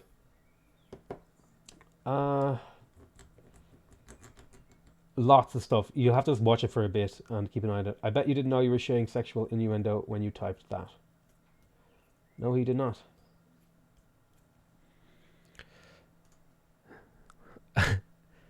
So the joke is that all the birds were eaten. Okay, monasticism, monotheism, polytheism. This is so powerful. It's a lot of orders. Like, it's a lot of orders. Professional army and volunteers are both really, really good if I can get the archive. I don't have the archive yet, so citizenship is probably not a priority for me. I think I go for monasticism here. This game looks gorgeous. Does this game prevent unit spam by the order system? Pretty much. Like, I have 14 units that I could potentially move, but like, I can move this, like I have 18 move points, so I move him twice, and then I move him twice, and now I've got 13 units and 14 moves left. So like, each unit consumes multiple orders per turn, so you have to think a little bit more about where you want to move them, rather than just kind of spamming your units around willy-nilly. Willy-nilly. We already have Steadfast on this guy. I don't need Highlander. I'm going to just take Courage for the 5% base strength boost to this guy. This is because my brother is leading this warrior. Let's get this has status to pick up the geoglyphs, ancient ruin. Nothing about the hulking dirt mound seems impressive at first. Not until our troops explore the adjacent desert hills do they return with news. At a distance, these primitive ruins comprise of a massive pattern. Designs and even zoological images can be seen from a great height. Made to be seen from a great height. Who knows what riches lie beneath the mounds, but to dig would destroy their beauty. So I can get a National Historic Monument, getting me 60 culture in my capital, or I can get a ton of gold and some experience on my leader. And I think I'm already getting a ton of experience on her, so I feel like that experience is worthwhile. Have to make a decision now between colonization and serfdom. I like colonization, especially because it'll give me opinion with Claudius, and it also lets me buy tiles, and I have a pretty damn good economy right now, to where I could probably afford to start buying a few tiles. Rather neely-wheelie. Yeah, neely-wheelie. That's what you do when you ride a motorbike on your knees and do a wheelie. A neely-wheelie. Let's get colonization law. We'll go ahead and grab that. Do I want to spend these on this? Yeah, I'm going to grab colonization. Man, is that even worth it? Compared to a farm output boost? A 20% farm output boost is like pretty damn good. The problem is, I don't actually have to pick this law right now, so I'm just going to pretend it didn't happen. Education, so we've got Duchess, Calpurnia Claudia, who's 4th in line for the throne. I'm going to make her study tactics so that she can be a military leader. We have this deer tile online. Now, I really need to start building some of these barracks and ranges. So I think, is this the city to build the barracks in? I really don't think it is, actually. I don't think this is the city to do it in. If anything, this is the city to build some quarries in around these marble tiles. What's the culture like in here? The culture is weak, so I would like to sort out a bit of culture in here. I'd also like to build some hamlets, and I think this is actually a prime spot for a hamlet. So I'm going to come in here, pop down a hamlet. That's going to use a bit of food and give me a bit of gold. I've got another worker over here. I don't have land consolidation, so I can't approve these groves, but I could start popping down a few farms around this pasture over here. The big thing I'd like to do is actually maybe build a few more roads, particularly out to Canada. So let's go ahead over here and add a road to that tile. And I've got a few moves left. Let's just have a quick step up onto this hill. There might be a city out here somewhere. All depends on if this slinger gets slaughtered. Do rivers help mobilize like roads do? I think they do if you have the exploration law passed. They act like road, basically. Representatives of the Claudius family arrive in court to make an appeal. They request that the Roman government adopt a new law, colonization, that favors their interests. So they're going to let me pick a law for free. So I saved the 400 civic, so I'm glad I'm going to do that. They made the decision for me. Now I have colonization. I don't get to pick the other one. I could switch it if I wanted to. I'm not gonna. I got the law for free. Who am I to complain?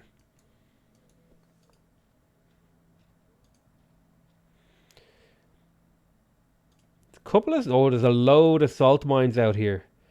Very good. That's actually going to make this city highly valuable in terms of gold generation and culture.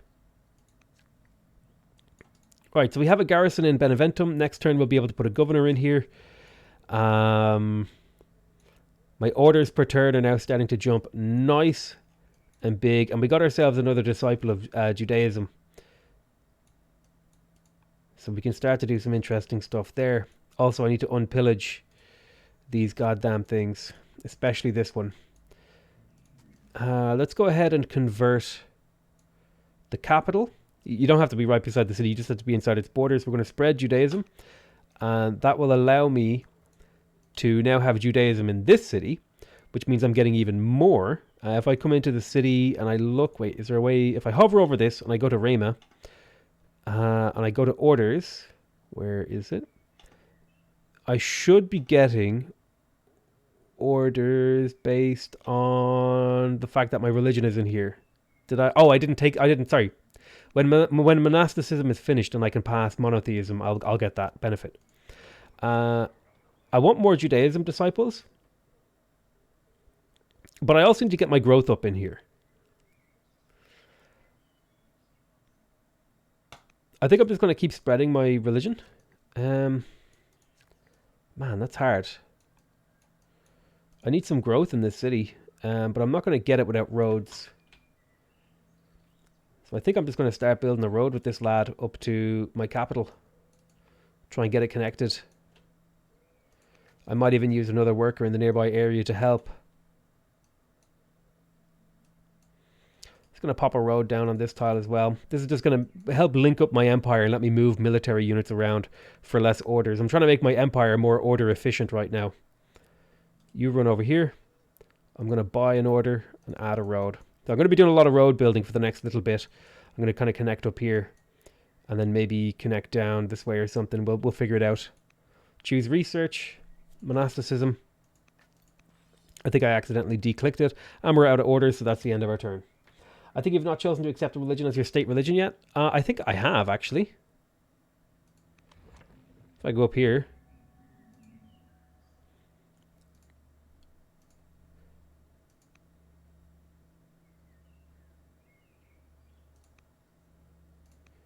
I'm getting a couple of errors here. Hold on, let me undo.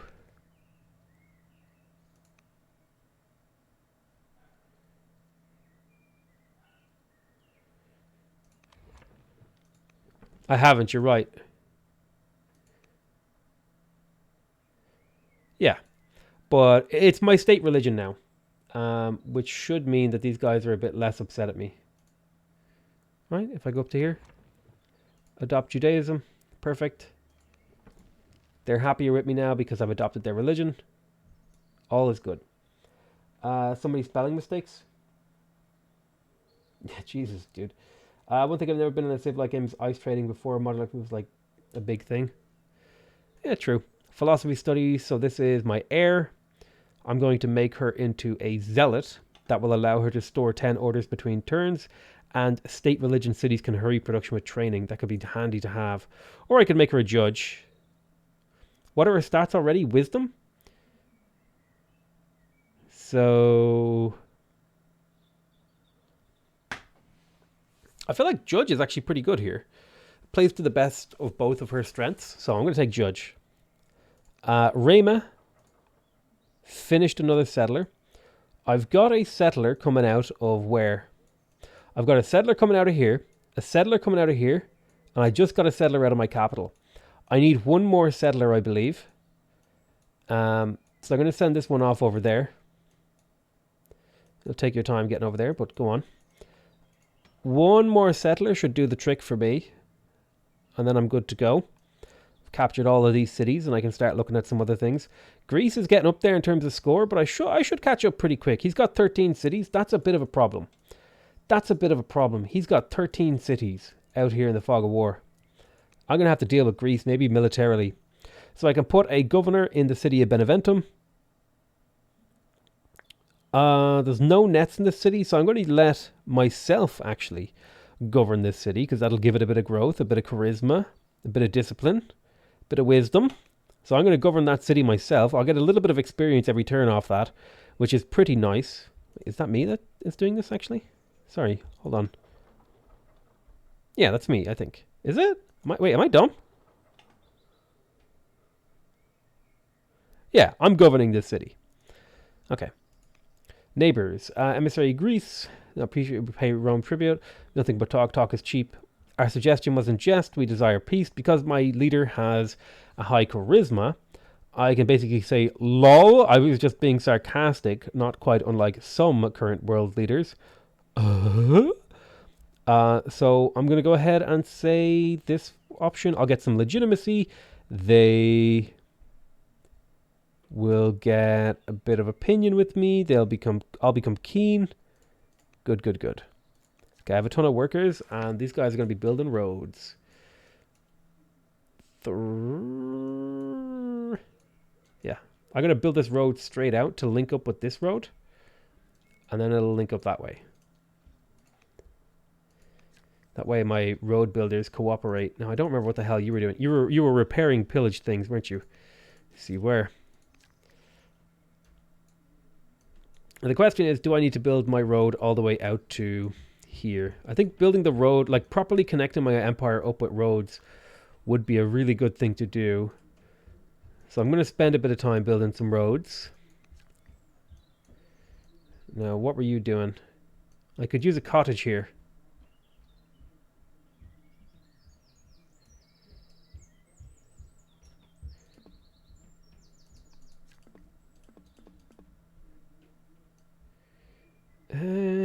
Right.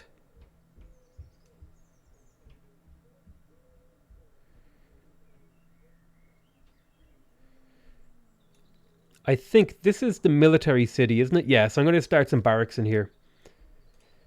Swing up here, place down a barracks. This will increase the training by 2 per year, 2.6 to be exact, and cost me 2 iron per year in upkeep, and 40 stone straight up to place.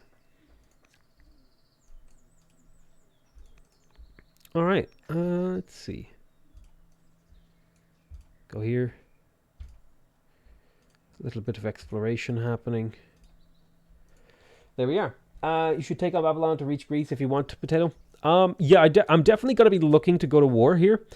Once I've freed up some of my orders from like moving settlers about and getting my city settled. Once I have all my cities settled, I'm going to start, like, I want to find this last encampment here. And then I'm probably going to move down and start looking for war with Babylon. That's going to be like my next move. So to that end, where is this barb camp up here that's spawning stuff on me? We shall find it. Hard to explore without a scout because your units don't reveal much terrain when they're not scouts. Okay, we found another one. Let's see, philosophy studies. Now that Duke has completed this study, this is the second in line. I'm going to make him a judge as well.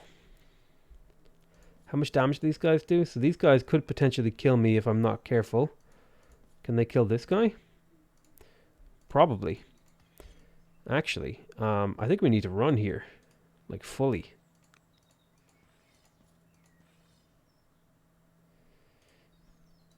Do a full retreat. It cost me almost half my orders for this turn.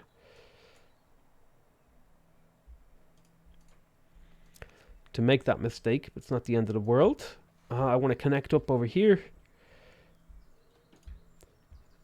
Add road.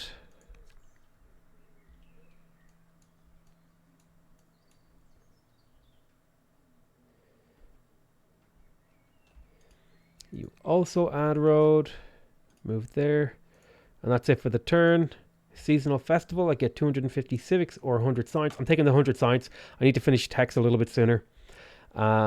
That will allow me to get markets if I wanted to. I would like to get land consolidation. I'm going to work on land consolidation. But now I can actually pass the law monotheism. That's going to give me a ton more orders to play with. And then I'll be able to like go to war really effectively. Uptime. We've been streaming for about 1 hour and 40 minutes. When is China episode 3 coming? China episode 3 went out last night. If you're wondering about China episode 4, that'll be coming out tonight in about 2 hours. Looks like the Queen of Egypt has died. We've got a new leader of Egypt. The Oracle has been completed in Rome, which is perfect. And I'm now known as the Mason because I finished some improvements and I built a wonder. So my legitimacy has gone up. I currently have 96 legitimacy, which is really, really good because that gives you opinion with the families in your empire. Valerius is still a little bit upset with us. Partially because they have candidates for ambassador, but I haven't filled those in. Let's have a look. Valerius. Yeah, I think I'm going to take... How old is Octavius here? Let me have a look. Octavius is... It looks like... If I could get this tooltip to play nice. Let me cancel this. Let me try that again. Octavius is age 41. Rhea is... 34. She's a little bit younger, but she could be a governor. And she would be a pretty good governor too if I had a city with nets.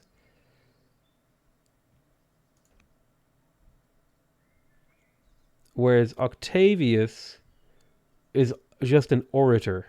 So I'm going to make him in here, and that'll improve my relation with this, and it'll also allow me to do player peace and stuff like that. Now, what's my relation with Egypt? I could do player peace with them. It would cost me 200 civics. I'm not going to do that.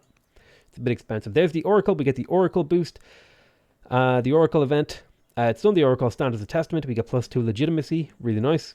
Got Revenants over here. Screams rouse you in the dead of the night. You wake to find an apparition at the foot of your bed. When it speaks, it does so in the voice of the recently deceased. Trembling, you turn to light a candle, but when you look again, the phantom has vanished. The next morning, you question this visitation. Was it real, or has ongoing grief touched your mind? So I am mourning.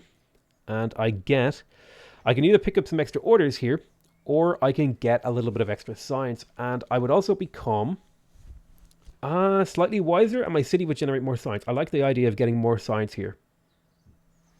Science has been very weak point in my game so far. And if I can start getting that up to a reasonable level, I'll be able to tech up and get my unique units and stuff like that. Air education. Right. Time passed quickly. You still remember the birth of the death. Playing the undead. She's growing up fast. This is my 4th in line. I'm going to make her study commerce. They do not belong. Followers of the Zoroastrianism wish to strengthen their stranglehold on the nation's faith, proposing laws that would persecute other religions. These decrees have some support in the court, and we must decide where we stand. The deliberate target of Manichaean subjects may cause more trouble than expected. Still, we must act. So I can improve my relationship. Let me have a look here. Religion.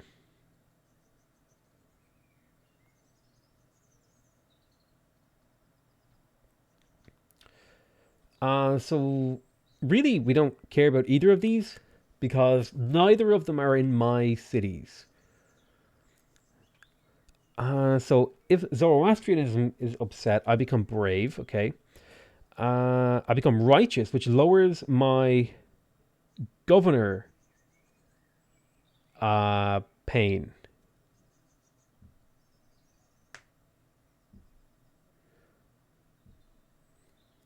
Why is Judaism upset with me? I have state religion. Hopefully they'll get better. Opinion, cautious, religion. Okay. So they're actually cautious. It's just this hasn't updated properly for some reason. Becoming righteous isn't bad for a judge. Let's see here. Oh, I can make this the new state religion. I would become a zealot. No. I'm going to restrict Manichaeism, become righteous, and lower lower unrest in the city by 2. Which is pretty nice. Manichaeism will spread to one of your cities if I don't restrict them. I don't know if I haven't seen them in any of my cities. It might spread.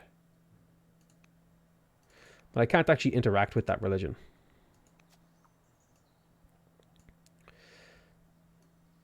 I think I'm going to settle towards Egypt to get my borders to kind of square off with them.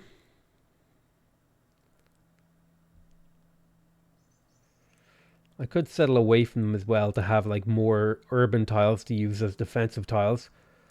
That kind of works for me. Yeah. Let's settle close to them. Who cares? No, I changed my mind. Let's settle far away. This will be a Valerius city, or...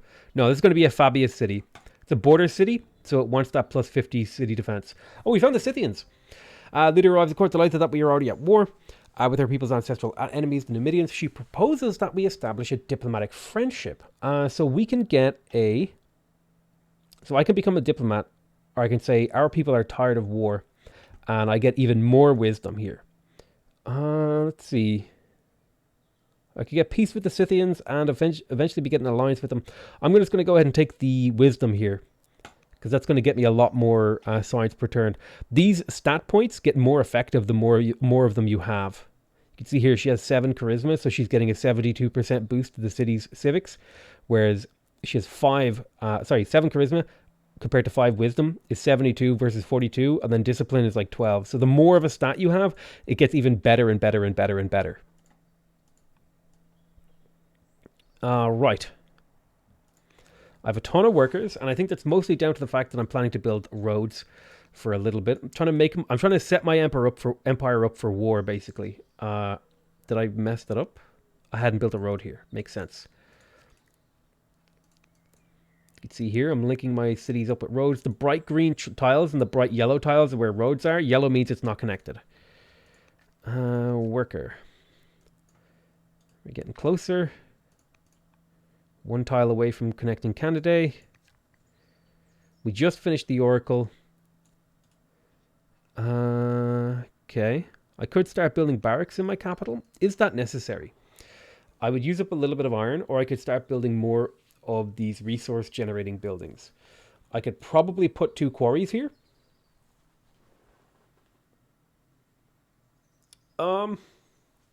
Double quarry in the capital would open up options for getting the stone cutters. It's not a terrible idea. It would give me a ton more stone. Double quarry it is. And then I'm going to start building a road on this guy. Although this city needs improvements, I think. I'm going to keep building workers in here. It's going to be like a worker production facility.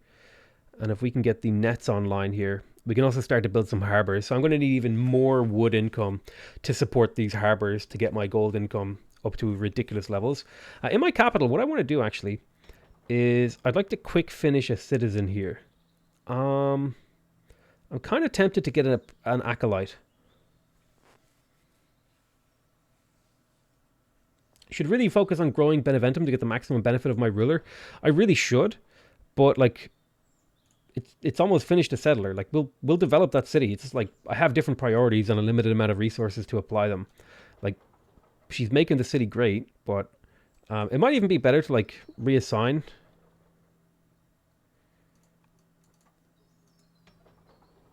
Like if I did this, I could assign Claudia to here and reassign my leader to my capital. Like this lady is pretty terrible. So yeah, no, what the hell am I doing? Get out of here. Get out of here. I'm going to give this to Lucilla. And then I'll give this one to my queen. because she'll get so much more benefit out of my capital. Claudia the Romantic will become slighted. Sure.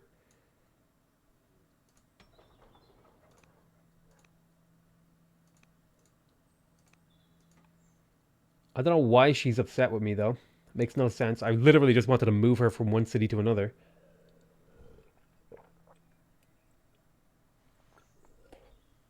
But yeah, now my queen is the governor of this city, and I'm getting a huge boost to my charisma, my civics rather, which is really, really good. I can start maybe running festivals in here and actually reducing the unrest a bit.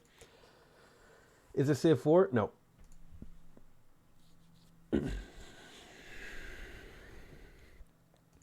Antium over here. Let's just work on... I'm going to do 2 festivals in here to get a bit of culture going, because I need to get this to developing culture. And Antium already has developing culture, which is great. What did Antium just finish? It just finished a rancher. I could build another rancher. I'd like to get the stonecutter, because that would give me +1 civic per turn. Which would really help this city out in terms of building more of these citizens. So that's what I'm going to go ahead and do. Woke up to nice to catch you alive, Potato. How's it going, Raven Ghost Call? Welcome to the stream. I'm pretty much out of orders here. Despite the fact that I need to fight a battle over here. So I think I'm going to buy an order here to heal this guy. +7 health is pretty good, and then we'll end the turn. We'll kind of let the chips fall where they may. She's a higher position, does not like to transfer orders. So Claudia is a surname? Damn, that's my first name. Queen Scribonia is no longer mourning. Awesome. So I lose a bit of charisma, which sucks.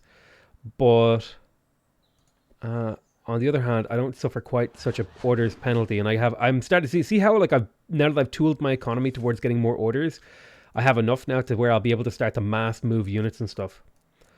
So I want to get 1 settler up to here. So you can just go there. And actually, that should have been the other way around. You should have moved over here. I'm going to force move to this tile. Let's go ahead and found a Valerius city, I think. Yeah. We'll found a Valerius city here. That's fine. This is Brundisium. We'll start a worker. We're up to 10 cities. 9 cities. And then I'm going to get another city up here to the north. You run there. You should really come back and heal. As should you. You should take a moment to heal as well. I've got a worker here. I want more lumber mills. I think the city can very easily expand out to the east. So I'm not worried about building lumber mills too close to things. Slap that lumber mill. I definitely want a garrison in here as well. Roads, of course. Add road. I am starting to eat into my food income with these villages, now that they're starting to upgrade to villages. It'll become a town soon-ish, which will start to give me a growth boost. Add road. I guess this guy was supposed to help build road, but it's a bit late now. I messed it up. Citizen defense. So we got a culture event in Rema. I can get walls for free, or I can get a ton of training.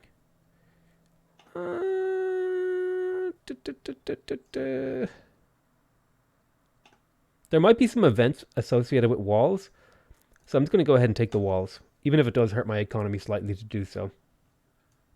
But now it's a walled city.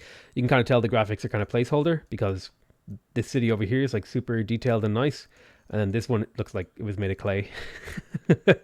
Ancient temple. During the construction in Antium, laborers unearthed an aged temple beneath the site. All work pauses until the decision is made about what to do. How shall they respond? This is a culture event. I could gain an acolyte in Antium, which would give me +2 culture per turn, as well as +1 science per turn, and eventually lead to a master and elder acolyte, or I can get a bunch of stone. Now, the bunch of stone option here is actually kind of an interesting one. If I can get a strong culture in my capital, what is it right now? I'm about 14 years away from getting strong culture in my capital. So if I had a ton of stone sitting around once I got strong culture, are there any wonders that would be worth building? The Great Ziggurat, which would give me +4 culture per year. Lower, no, that's not very good. The Acropolis, +2 per religion. All cities get half an order for forums. That's actually really good. I get the Mausoleum, +4 per culture level. All elder specialists get, that's the museum. I've got the Pantheon, that's legendary. I would like the Hagia Sophia, if I could get it. And the Grand Bazaar. I kind of want the Acropolis. So I think I'm actually going to take the stone here rather than the Acolyte. The Acolyte is really valuable, but I'm going to take the stone.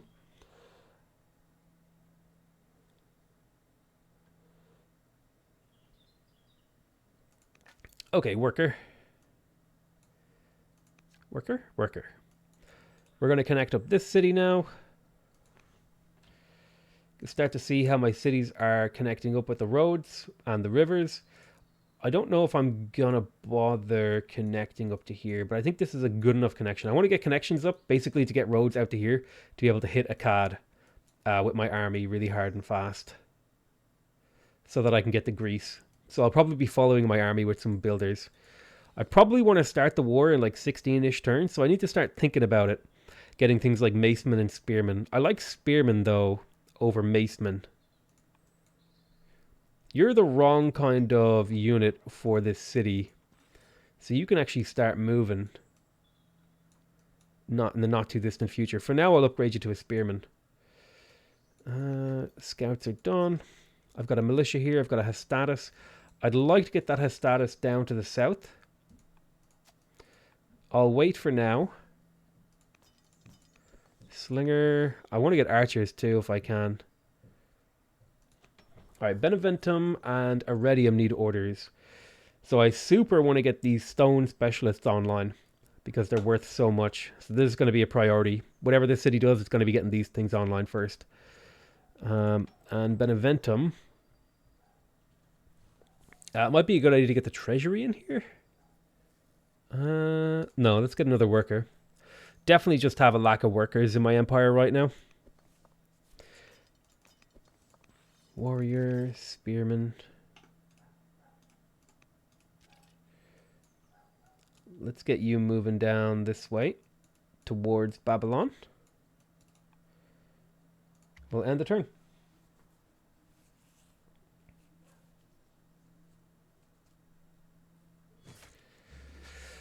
Commerce studies. Now that Duchess Antonia Claudia has completed her study of commerce, how shall we contribute? How shall she contribute to the court? What role best suits Antonia? Duchess Antonia Claudia is no longer a commerce student, and I can turn her into a diplomat, which would allow her to serve as an ambassador. Also, I think I need to get my leader married. I should have done that a while ago. I'll do it right now.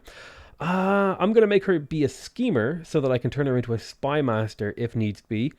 I'm going to go ahead here and I'm going to start a family marriage with one of my families. Looks like Claudius is pretty upset with me. I'm going to see if Claudius will accept the marriage proposal to get a better relation with that family.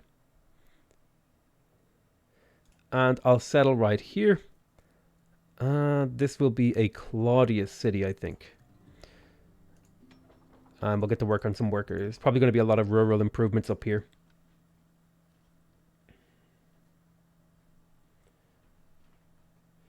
I still don't get how the tiles get worked. Sure, I'll explain it right now. Oh, crap. Some of my tiles are getting pillaged from unrest. So here's how it works. When I build an improvement, okay, I invest a certain amount of resources. So like, I build a farm, okay, that costs me 20 wood and 4 years of this worker's time. Every year, the worker spends an order plus 1 order to initiate it. So this worker spends 20 wood and 4 orders to make a farm that produces +5 food. Then I can go in, or to make, in this case, it's a lumber mill, which costs 20 iron, right? And then I go into the city. This tile is automatically worked and giving me +7 resources. It's giving me +7 wood. I can choose to spend one of my citizens to work this tile to get slightly more wood as well as 2 extra science. This actually counts as 2. Because that's just the special thing about wood. You get 2 science for building wood things. Where it gets really, and so that's pretty much the same for all of the rural improvements. Rural improvements just get you a little bit of extra resources, like food, like wood, like growth, like military production. That's what this little red training thing is. So, for example, if I were to build a specialist on this mine is already producing iron. But if I put a specialist here, it'll produce more iron. I'll get some of this really hard to get training resource, and I'll get a little bit of science. Where it gets really, really interesting is when you have things like over here in Rama, we have these urban buildings, like this shrine. This shrine has 3 levels of its specialist. The first level gives me +2 culture and +1 science, right? So if I build that, now I've queued up the first level. The second level gives me +3 culture, half an order, and 2 science. Then the third level gives me +4 culture, +1 order, and +3 science. So you can kind of upgrade your specialists. Yeah, the tiles get worked just by putting an improvement on it, correct. And then you get extra benefits from building extra people on it. I'm curious, there was a bug that I discovered with stuff like treasuries, where it was like if you held down control, you could like skip. Looks like they fixed that bug. But like, for example, I could rush this apprentice specialist, this acolyte, for 690 gold. It would cost me 15 unrest if I so wanted to. I don't want to do that, so I'm not gonna. I think I will rush this stonecutter here because I want that +1 civic. That +1 civic actually means that I'll be able to do festivals much more efficiently. So I'll pay the 240 to finish that. It will delay my settler by 1 turn, which is fine by me. Canada, I forget what you did. You developed a farmer. That's right, because I wanted you to grow a little bit to get more workers. And I want this rural specialist as well. This needs a developing economy in here. So I tell you what, why don't you get to work on that fishery? I could do another festival.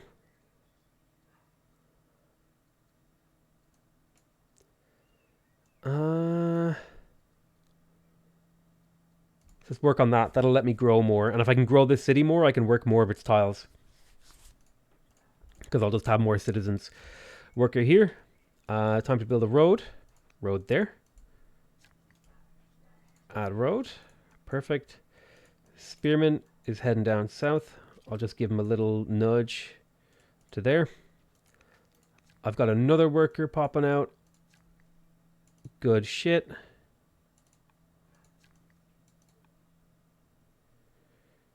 Cringe crew.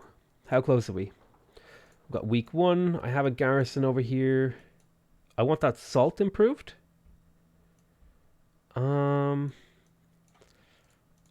I kind of also want to build a bunch of quarries around here. Like in a particular formation to make all of these way better. How many do I want to build though? That's the real question. Or I could start laying down farms. Or I could start laying down other things. Food income is fine. Like if I put quarries beside these,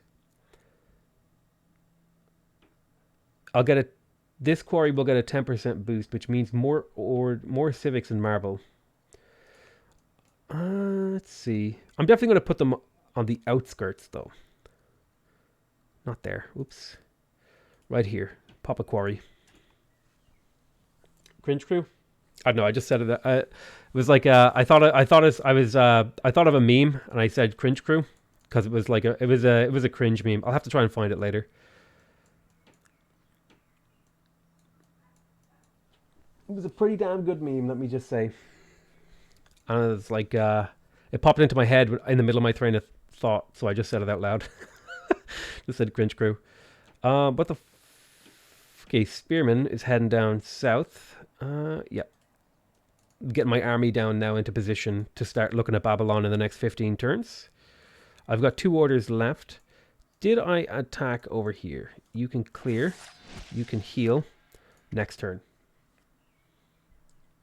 The game looks good, but 2020, man, I think it looks fantastic for 2020. Look at the clouds alone. How would you improve the graphics? That's a good question. Barbarian raid near Ostia. So it looks like the Scythians are sending a barbarian raid against me, which is joyful. Let's go ahead and take the focus promotion on this guy. So he's got garrison, focus, and steadfast. So he'll be very good at defending this city. I need to get over here and find where this other barb cap is so I can clear it. A family marriage offer. So this will give me some opinion with the Claudius, which is what I wanted. And I'll get a good husband out of it. I'm going to take the scholar guy because he's going to give me a bit of science. Bam. Took the scholar. I have a huge economy now. So I can start to just do whatever I want. Because I'm a judge, I'll be able to purchase loads of specialists in my empire. Just by selling off all my wooden stuff. I do want to stay above a certain amount. Because I want to build the Acropolis. Yes, the Acropolis. Unlawful. After days of tense private discussion, members of the Claudius family have emerged with a decree. They wish for us to wage a righteous war on Egypt. The Egyptians practice the abhorrent law of centralization. How dare they? Which we must no longer tolerate. It's time to take up arms is now.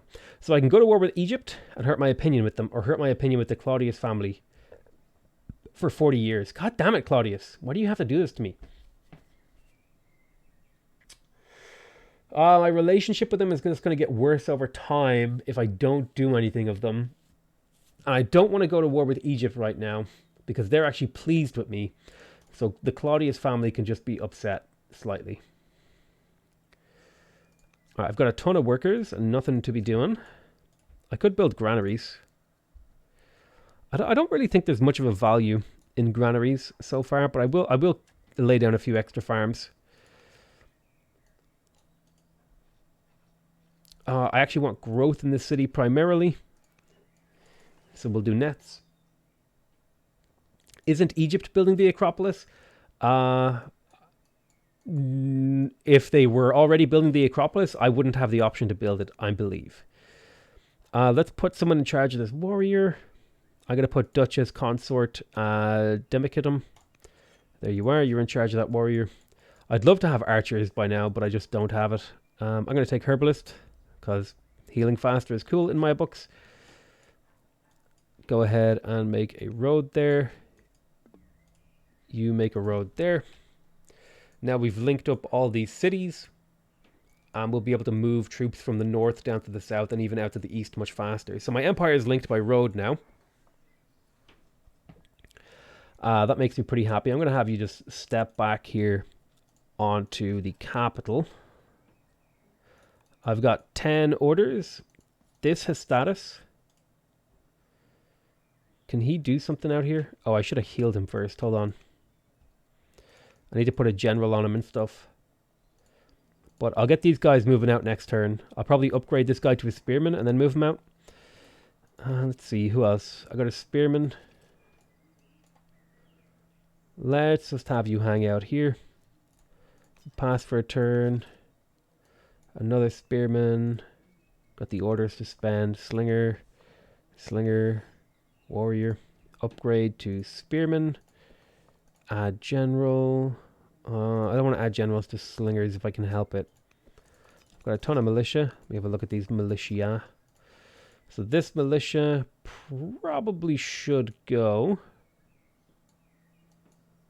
to a blue city like Iridium or Brundisium because they need them over there. And we'll end the turn. Are they working on another expansion for Civ 6? I do not know that information for certain. There are certainly hints of information that points in that direction, so it could definitely be true. Let's see. So I can get a free Byreme. I can get a free War Elephant. War Elephants are insane. They have the special ability called Rout, which means if they kill a unit, they rout it, advance, and then it can attack again. So War Elephants are insane. If you can get the crit ability on them, where they have a 10% chance to crit, you can actually just crit your way through an entire army if you get lucky. It's literally ridiculous. I've done it before once, where in a single turn, I think I crit 4 units in a row, and because they were all adjacent to each other, I killed those 4 units in a single turn with an elephant. These are stupidly powerful units. On the other hand, I really would like to pick up professional armies. Let me have a look here. I need to pick up archives. Like, how do I not have this tech? So I kind of need rhetoric more than anything else. So I might just take like a really quick recycle tech. Like, what does spoked wheel lead to? It leads to stirrups if I have land consolidation. So I could potentially get horsemen, which are like really, really fast. Really, really fast units. Not bad. It'll also lead to ramparts and drawbridges. So it's either a question of, do I take the free byreme in my capital, which is not really much use, or do I just grab chariots to recycle my tech really quickly? Courthouse isn't terrible and would actually be really, really good.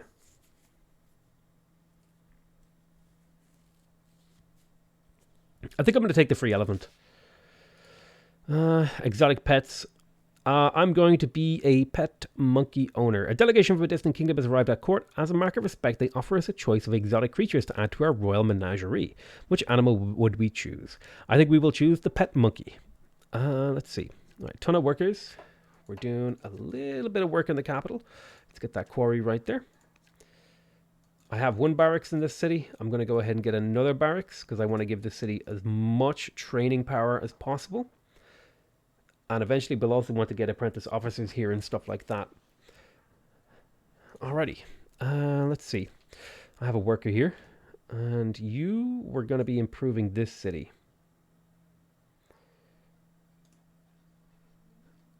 Oh, I can build the Great Ziggurat. You have a look there, actually. It's 600 stone. It's +1 victory point. That's the important thing there. This is worth a victory point. So I think over the course of a game, that's worth it. +1 victory point. It's like settling another city in terms of value. For 600 stone, which I have in abundance, it'll take me 11 years to build, but I think it's worth it.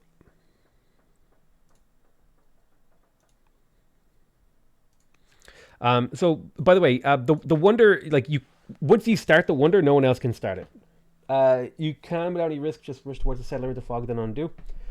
Does potato like the undo movement mechanic, or does it seem cheaty to reveal the fog of war, then undo? I like the undo mechanic because it works really, really well with the game's mechanics, because you have a limited amount of moves in each turn. It allows you to not have to perfectly plan every move, and if you make a mistake, you can just quickly go back. And you can also like test things really quickly. It's like, well, what happens if I hit this unit? Okay, so then what position does that leave me in? And let's say you make a bunch of mistakes on your turn and you're like, man, I actually just want to redo that turn. You just tap the undo last move button and don't have to reload the game. Like, it's just, I don't know, it's a really nice feature. I think it's a great feature, and I would love to see it make its way into more games. Because you can always just disable it. If you don't like it, you just, like, if you want to play with your mistakes, just disable it. It's that easy. I'm actually going to get a maceman here. They're pretty tough, but I want a mixture of units. Let's see here. So I've got 8 orders to throw around. This slinger isn't going anywhere for now. We'll go ahead and heal. Has status. More like hell yes. Let's pop him up onto the hill. Okay. Yeah, retreat. I'm going to force march him into this tile and then attack. So he should be much safer on this tile. And then we'll be able to move these guys up to support next turn. Let's see, how much damage you taking? Because you're in a forest, you're not going to take as much damage from the ranged people. But these melee guys are going to chew you up. And that's it for this turn. We used all our orders. Inbuilt cheat. I mean, you can look at it that way. It's like, sure, but like I feel like that's just such a reductive and like brain dead way to look at a game mechanic. Okay, this is a lot of damage actually. I need to retreat. It's a lot more damage than I was expecting. I'm now known as the Able, so I get 30 legitimacy. Retreat. I could upgrade this to a legionary if I had legendary culture. Like, a more realistic way to look at it is, like, does this feature make sense with the game's mechanics and not just like, it's automatically a cheat? Have you won a game of the highest difficulty before this playthrough? Yes, I have. Um, Thieving Monkey, our adorable court monkey, keeps getting into trouble. He steals jewelry from palace chambers and brings them to you as a gift. Our advisors are not pleased. The treasury could use a boost. This will piss off all my families and I'll get some money. I can return all stolen items. This will improve my relation with all of my families. Or I can say enough monkey business and lose my monkey. I'm going to return all the stolen items and get a relationship boost with all of these players. Or all of my family, sorry. New type of animal discovered. Scientists in Roma claim to have discovered a new species of rodent in the frozen hills outside the city. These small furry creatures are not populous enough to support a trade industry, but they could be useful in other ways. What shall we do with them? You have limited units. You have limited moves with units in Civ. Why is it different here? You do not have limited moves with units in Civ. You can move an unlimited number of units in Civ every turn. In this game, if I have 14 orders, if I move this guy 4 times, that's 4 of my 14 orders just gone. Right? Like you don't like the game really restricts you. And so like let's say I accidentally like move this slinger over here and then later on in my turn I realize, oh shit, I really needed that order to do something with this builder. I can just undo and fix that, right? Because I have a currency here that I'm spending that makes the undo mechanic necessary. Oh no, don't crash. No crasherino. That is the first crash I've seen in a while. Oh, I hope my autosave is recent.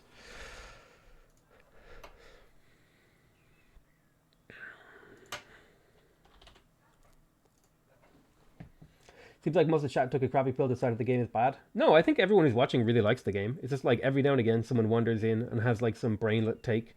Like, oh, the game has cheats built into it. Oh, the game looks like Civ 4. The Civ 4 developers should sue the makers of this game. And it's like, Jesus.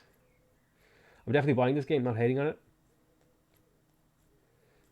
I don't know, just like I don't mind people like having negative things to say about the game, but at least have something negative to say about the game that's like founded on something substantial, other than like a gut reaction to like a tiny thing.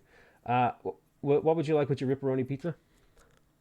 I don't know, like if you're gonna criticize a game, like totally fine, criticize the game.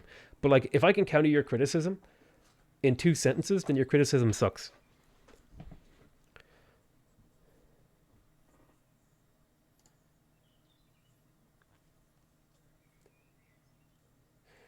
It is just undo move rather than undo entire turn.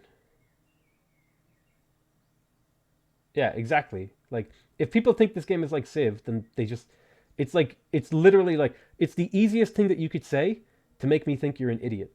It is similar to Civ. It is like Civ, but it's not the same as Civ. If you say the words, this game is just like Civ, you're actually like so stupid.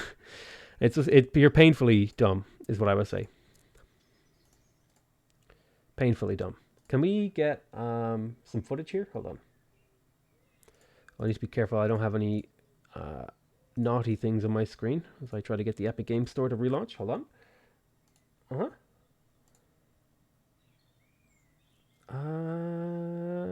We are doing something. Shoot. What the hell were we doing? Oh, the game is launching. Okay, hold on. Boop. There's lots of things that is like Civ, but like, if you just say this game is just like Civ, why would I buy it? It's like, well, then you haven't paid attention to all the ways in which it's different to Civ, right? Like that's the entire point. It's like, again, I go back to the example.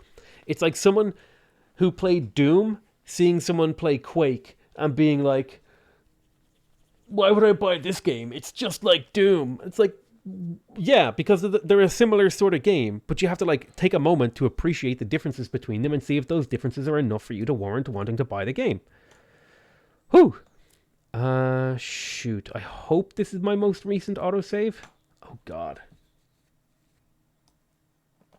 By the way, Civ was not even the first 4X, so why would they see them? I love that you get annoyed at people asking the same questions and saying the same dumb things over and over again. I swear to God, legitimately, I think like 1% of the people who have come to watch my stream have made the joke, is this Civ 7?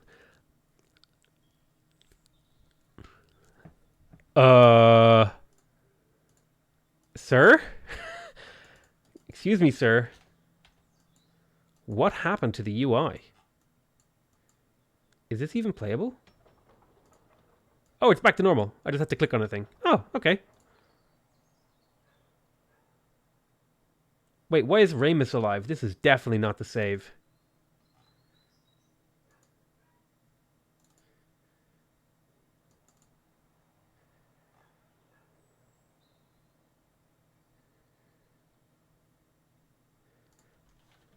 Let me get this.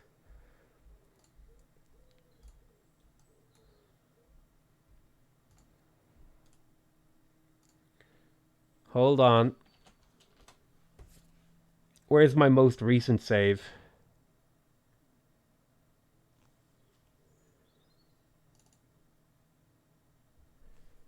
My most recent save is in here. So if I go into load game, it's an auto, and it's number 7 at the top here.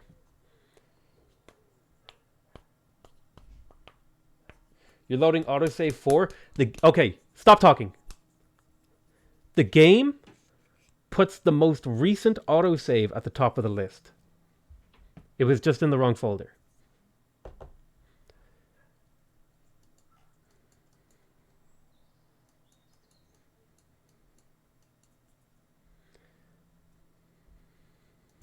All right, end turn.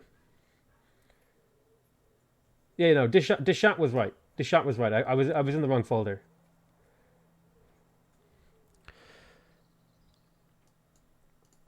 Oh god, this is where this his status got absolutely shit canned.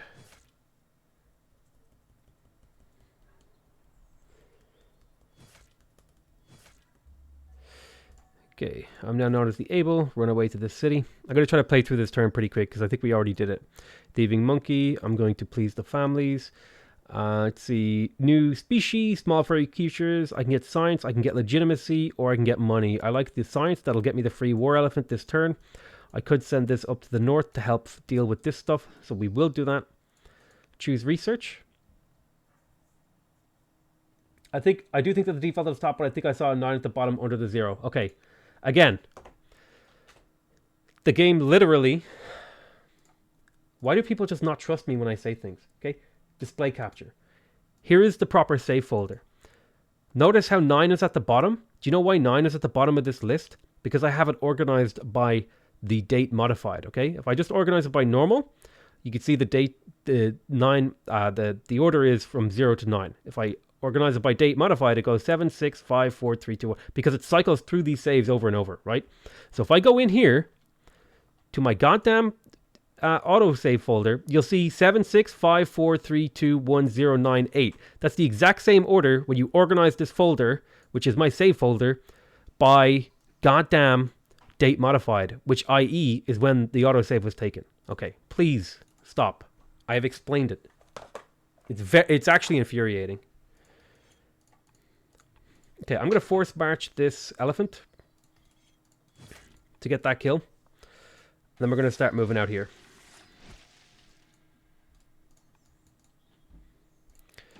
I only have one order left. I can't actually do those moves. So this settler needs to go down here.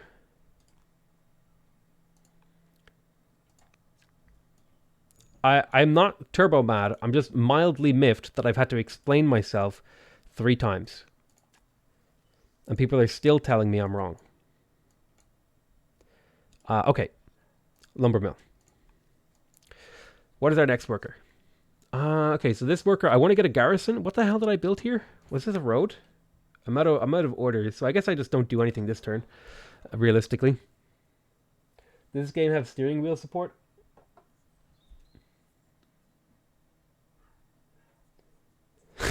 What? Why would you ask me that? I don't know, dude. Does it? Steering wheel support. Ooh, I could make a Judaism disciple here. That would prevent the city from growing, and I would like the city to grow. So I'm going to go ahead and do a council for 1 turn. That'll allow me to grow the city and then work another one of these tiles.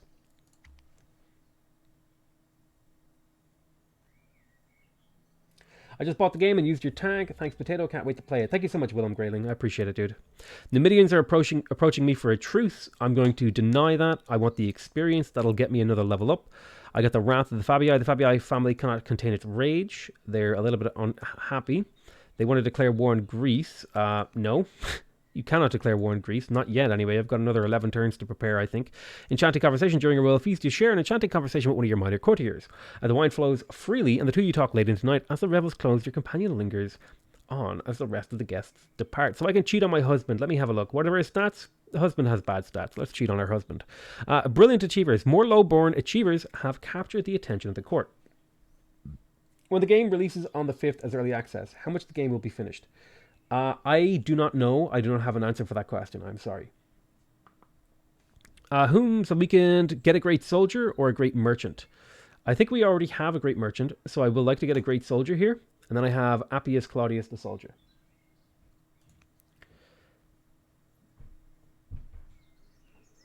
The Royal Guard brings worrisome news.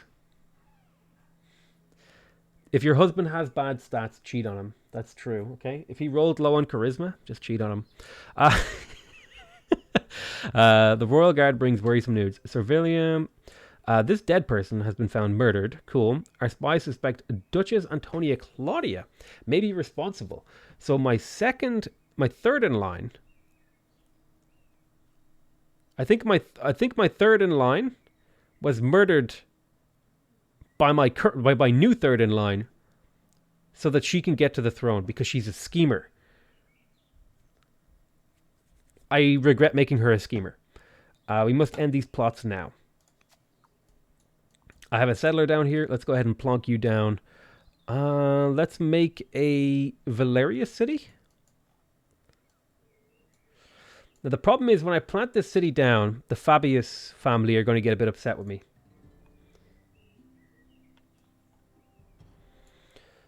But that's fine. I have another Valerius city, which is great. 12 turns on a worker. I have a worker over here. What is your job? Let's see. You are weak culturally. That's fine. I have a garrison there. I have a garrison there. I could build more barracks. I do want those barracks.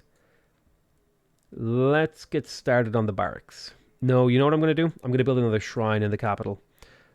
And it is going to be the shrine to Diana. I can't build one here until the city has better culture. So instead, I'll build a barracks. The reason I'm building the barracks is because I have a mission to. I might just put one barracks in my capital. I think that's fine. Honestly, if I heard nothing about this game, I would think it is a new Civ. It looks really good, though. Yeah, but that's totally fine. If you think this game looks like Civ, that's fine. But if you if you know nothing about the game and you say this game looks like Civ, but if you've been sitting here for a few minutes and you're looking at me what I'm doing, and you're just like, wow, this game looks exactly like Civ, you haven't taken any of the time to actually form an opinion, and you've just put your opinion out into the world. Especially if you're saying that in like a negative way. It's like, oh, this game is just like Civ. Hannah Jones, thank you so much for becoming a member of the channel. I really appreciate you. It's like, yeah, the game looks a bit like Civ, but don't say it like, oh, this game looks just like Civ. Why would I buy it? Oh my god, it looks terrible. Yeah, it's like, you don't like vanilla ice cream? You've never bought chocolate ice cream? You don't like things that are relatively similar to each other? Get out of here, you goddamn moron. Okay. Let's add a road.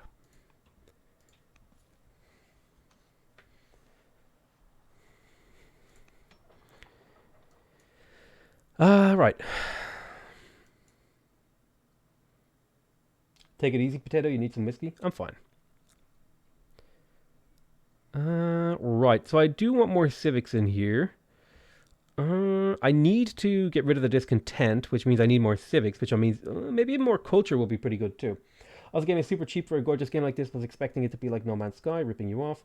The only way this game is really similar to Civ is the tiles have 6 sides. Is the plug-in with Civ 6 or a standalone game? I'm going to let you try to answer that question yourself, buddy. The stream is titled Old World New 4X Game. Preview live stream number 2. Let us see how your deductive skills work. Okay. +1 growth per turn. I would like to get more Judaism disciples, because if I can get a ton of more Judaism disciples, I can get a ton more orders. I would also like workers. Like, that would be amazing if I could get my hands on some more workers. Because it's like, look how much of my empire is unimproved that I could be improving. Man, that's a tough one. Toughy. The Judaism disciples is like a really good long-term investment. So are workers. I'm gonna do both? Question mark. I also want to get one of these disciples online. I would like to get an acolyte, or would I like to get? I would kind of like to get another farmer. Just have a city that's really good at growing stuff. Let's insert that at the front, and we'll rush it with gold. It's only 260 and 14 unrest. Whenever I feel like scheming exactly what it needs. How big and important do you think this is? I'm not sure. Do you just stream on YouTube or do you have a Twitch? I mostly stream on YouTube. Any game with turn by turn and has 6-sided tiles will always be compared to Civ. Yeah, okay. No, like, again, it's fine to compare a game to Civ, okay? What I don't like is when someone comes in and says the words, this game is just like Civ, why would I buy it? Or something to that effect. It's like, literally, do you like ice cream? Do you like chocolate ice cream? Well, I mean, if you don't, you know what I mean? Like, why would you ever have something that is similar to something that you already like? Like, wow, my God. That is like a question for the ages. I'm kind of tempted to do a couple of festivals in here to get this culture going. So I'm going to do 2 festivals in this city because I want to get this culture up and running a little bit quicker, so that I can actually do kind of more important stuff like rushing out stuff by spending gold. Then Antium over here. This has really good culture. It has a citizen, so I could rush out. I could rush out this rancher with gold. I don't have enough gold. I could sell a bit of wood.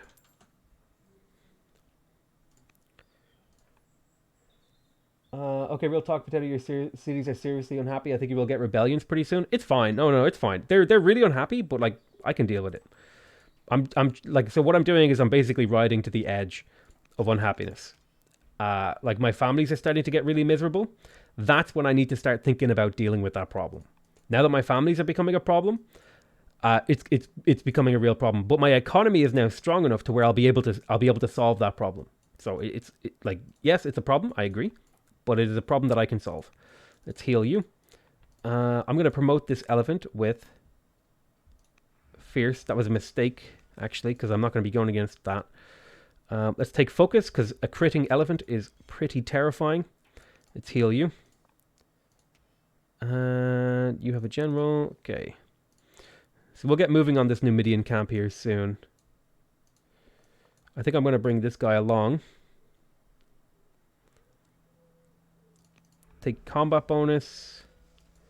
I have a ton of orders, which is good. I have a spearman over here. The spearman's going to be instrumental, as is this slinger. So I'll get them moving and then end my turn.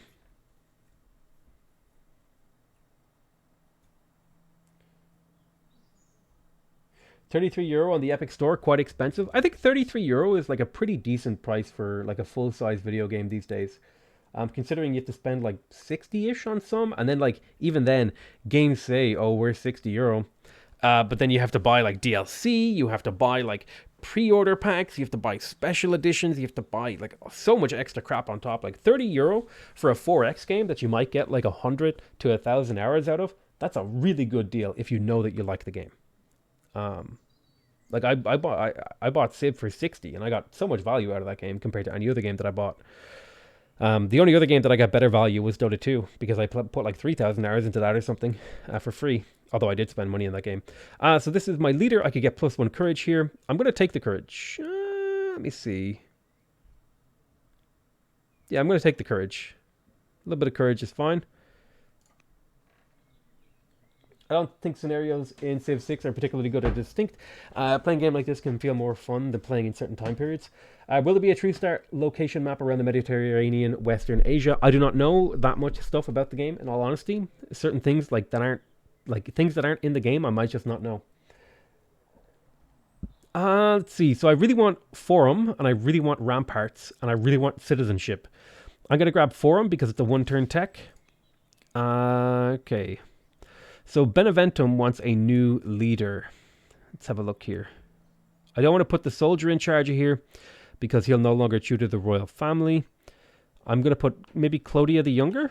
This is the schemer who is trying to kill my entire family, I believe. Oh no, I broke the game again. Please game, no crash. Game crashed. Darn.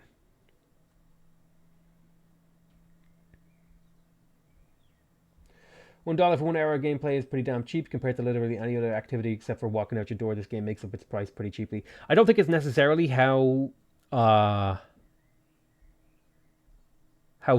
value you get out of the game is. Some people just don't actually have €30. Like that's a really important thing to remember. Like some people just don't have €30. Like to put down for a game, which is why a lot of people play free to play games, which is like why a lot of people play MMOs, because you could put 15 euro into an MMO game and you get a whole month. You can just play that game all month and you're good. That's it. You put 15 euro into WoW, you can play WoW for a whole month. It's like such good value. Actually, I think, you know what?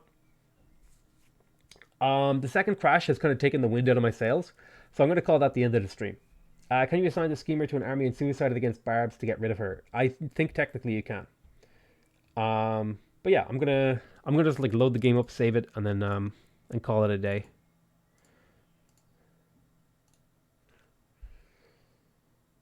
Like that's why like if people want to donate to me, totally go for it. But like I don't want anyone to ever feel like they have to donate to me or become a member of the channel if they can't afford it. Like if you can't afford to put like to give me €5, like $5, say, I don't want your $5.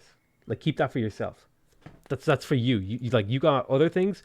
You are 100% welcome here for free. Let's make a new folder. Rome stream game. We will save this as Rome stream game turn 69. I'm going to call it there. Can you make auto replies to deal with the Civ comparison comments? No, it's fine. It's not that big of a deal. It doesn't like personally bother me. I just think like there's no problem with comparing it to Civ. Again, okay.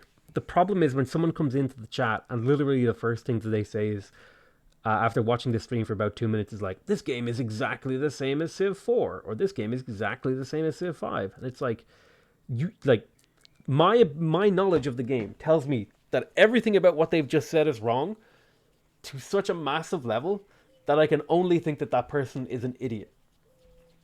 That's my problem with it. It's like such a brain dead, low effort take. It's like, yeah, the game is similar to Civ, but if you literally the first thing you say is that this game is exactly the same as Civ, then no, you're an idiot in my opinion. Yeah, so I'm gonna go. Thanks for watching, guys. Again, it's like saying, it's like if someone said Battlefield and Call of Duty are the same. It's like, yeah, they're both shooters, right? But they're very different games. You play them differently. But I would like, I don't know why we're still having this discussion. Like, this is, again, I want to appeal to my chat, okay? I've said all this like 10 times now, but we're still having the conversation. It's extremely boring. Okay, I love you all. Thank you guys for stopping by for the stream. I love you all, and I'll see you guys next time. Bye-bye.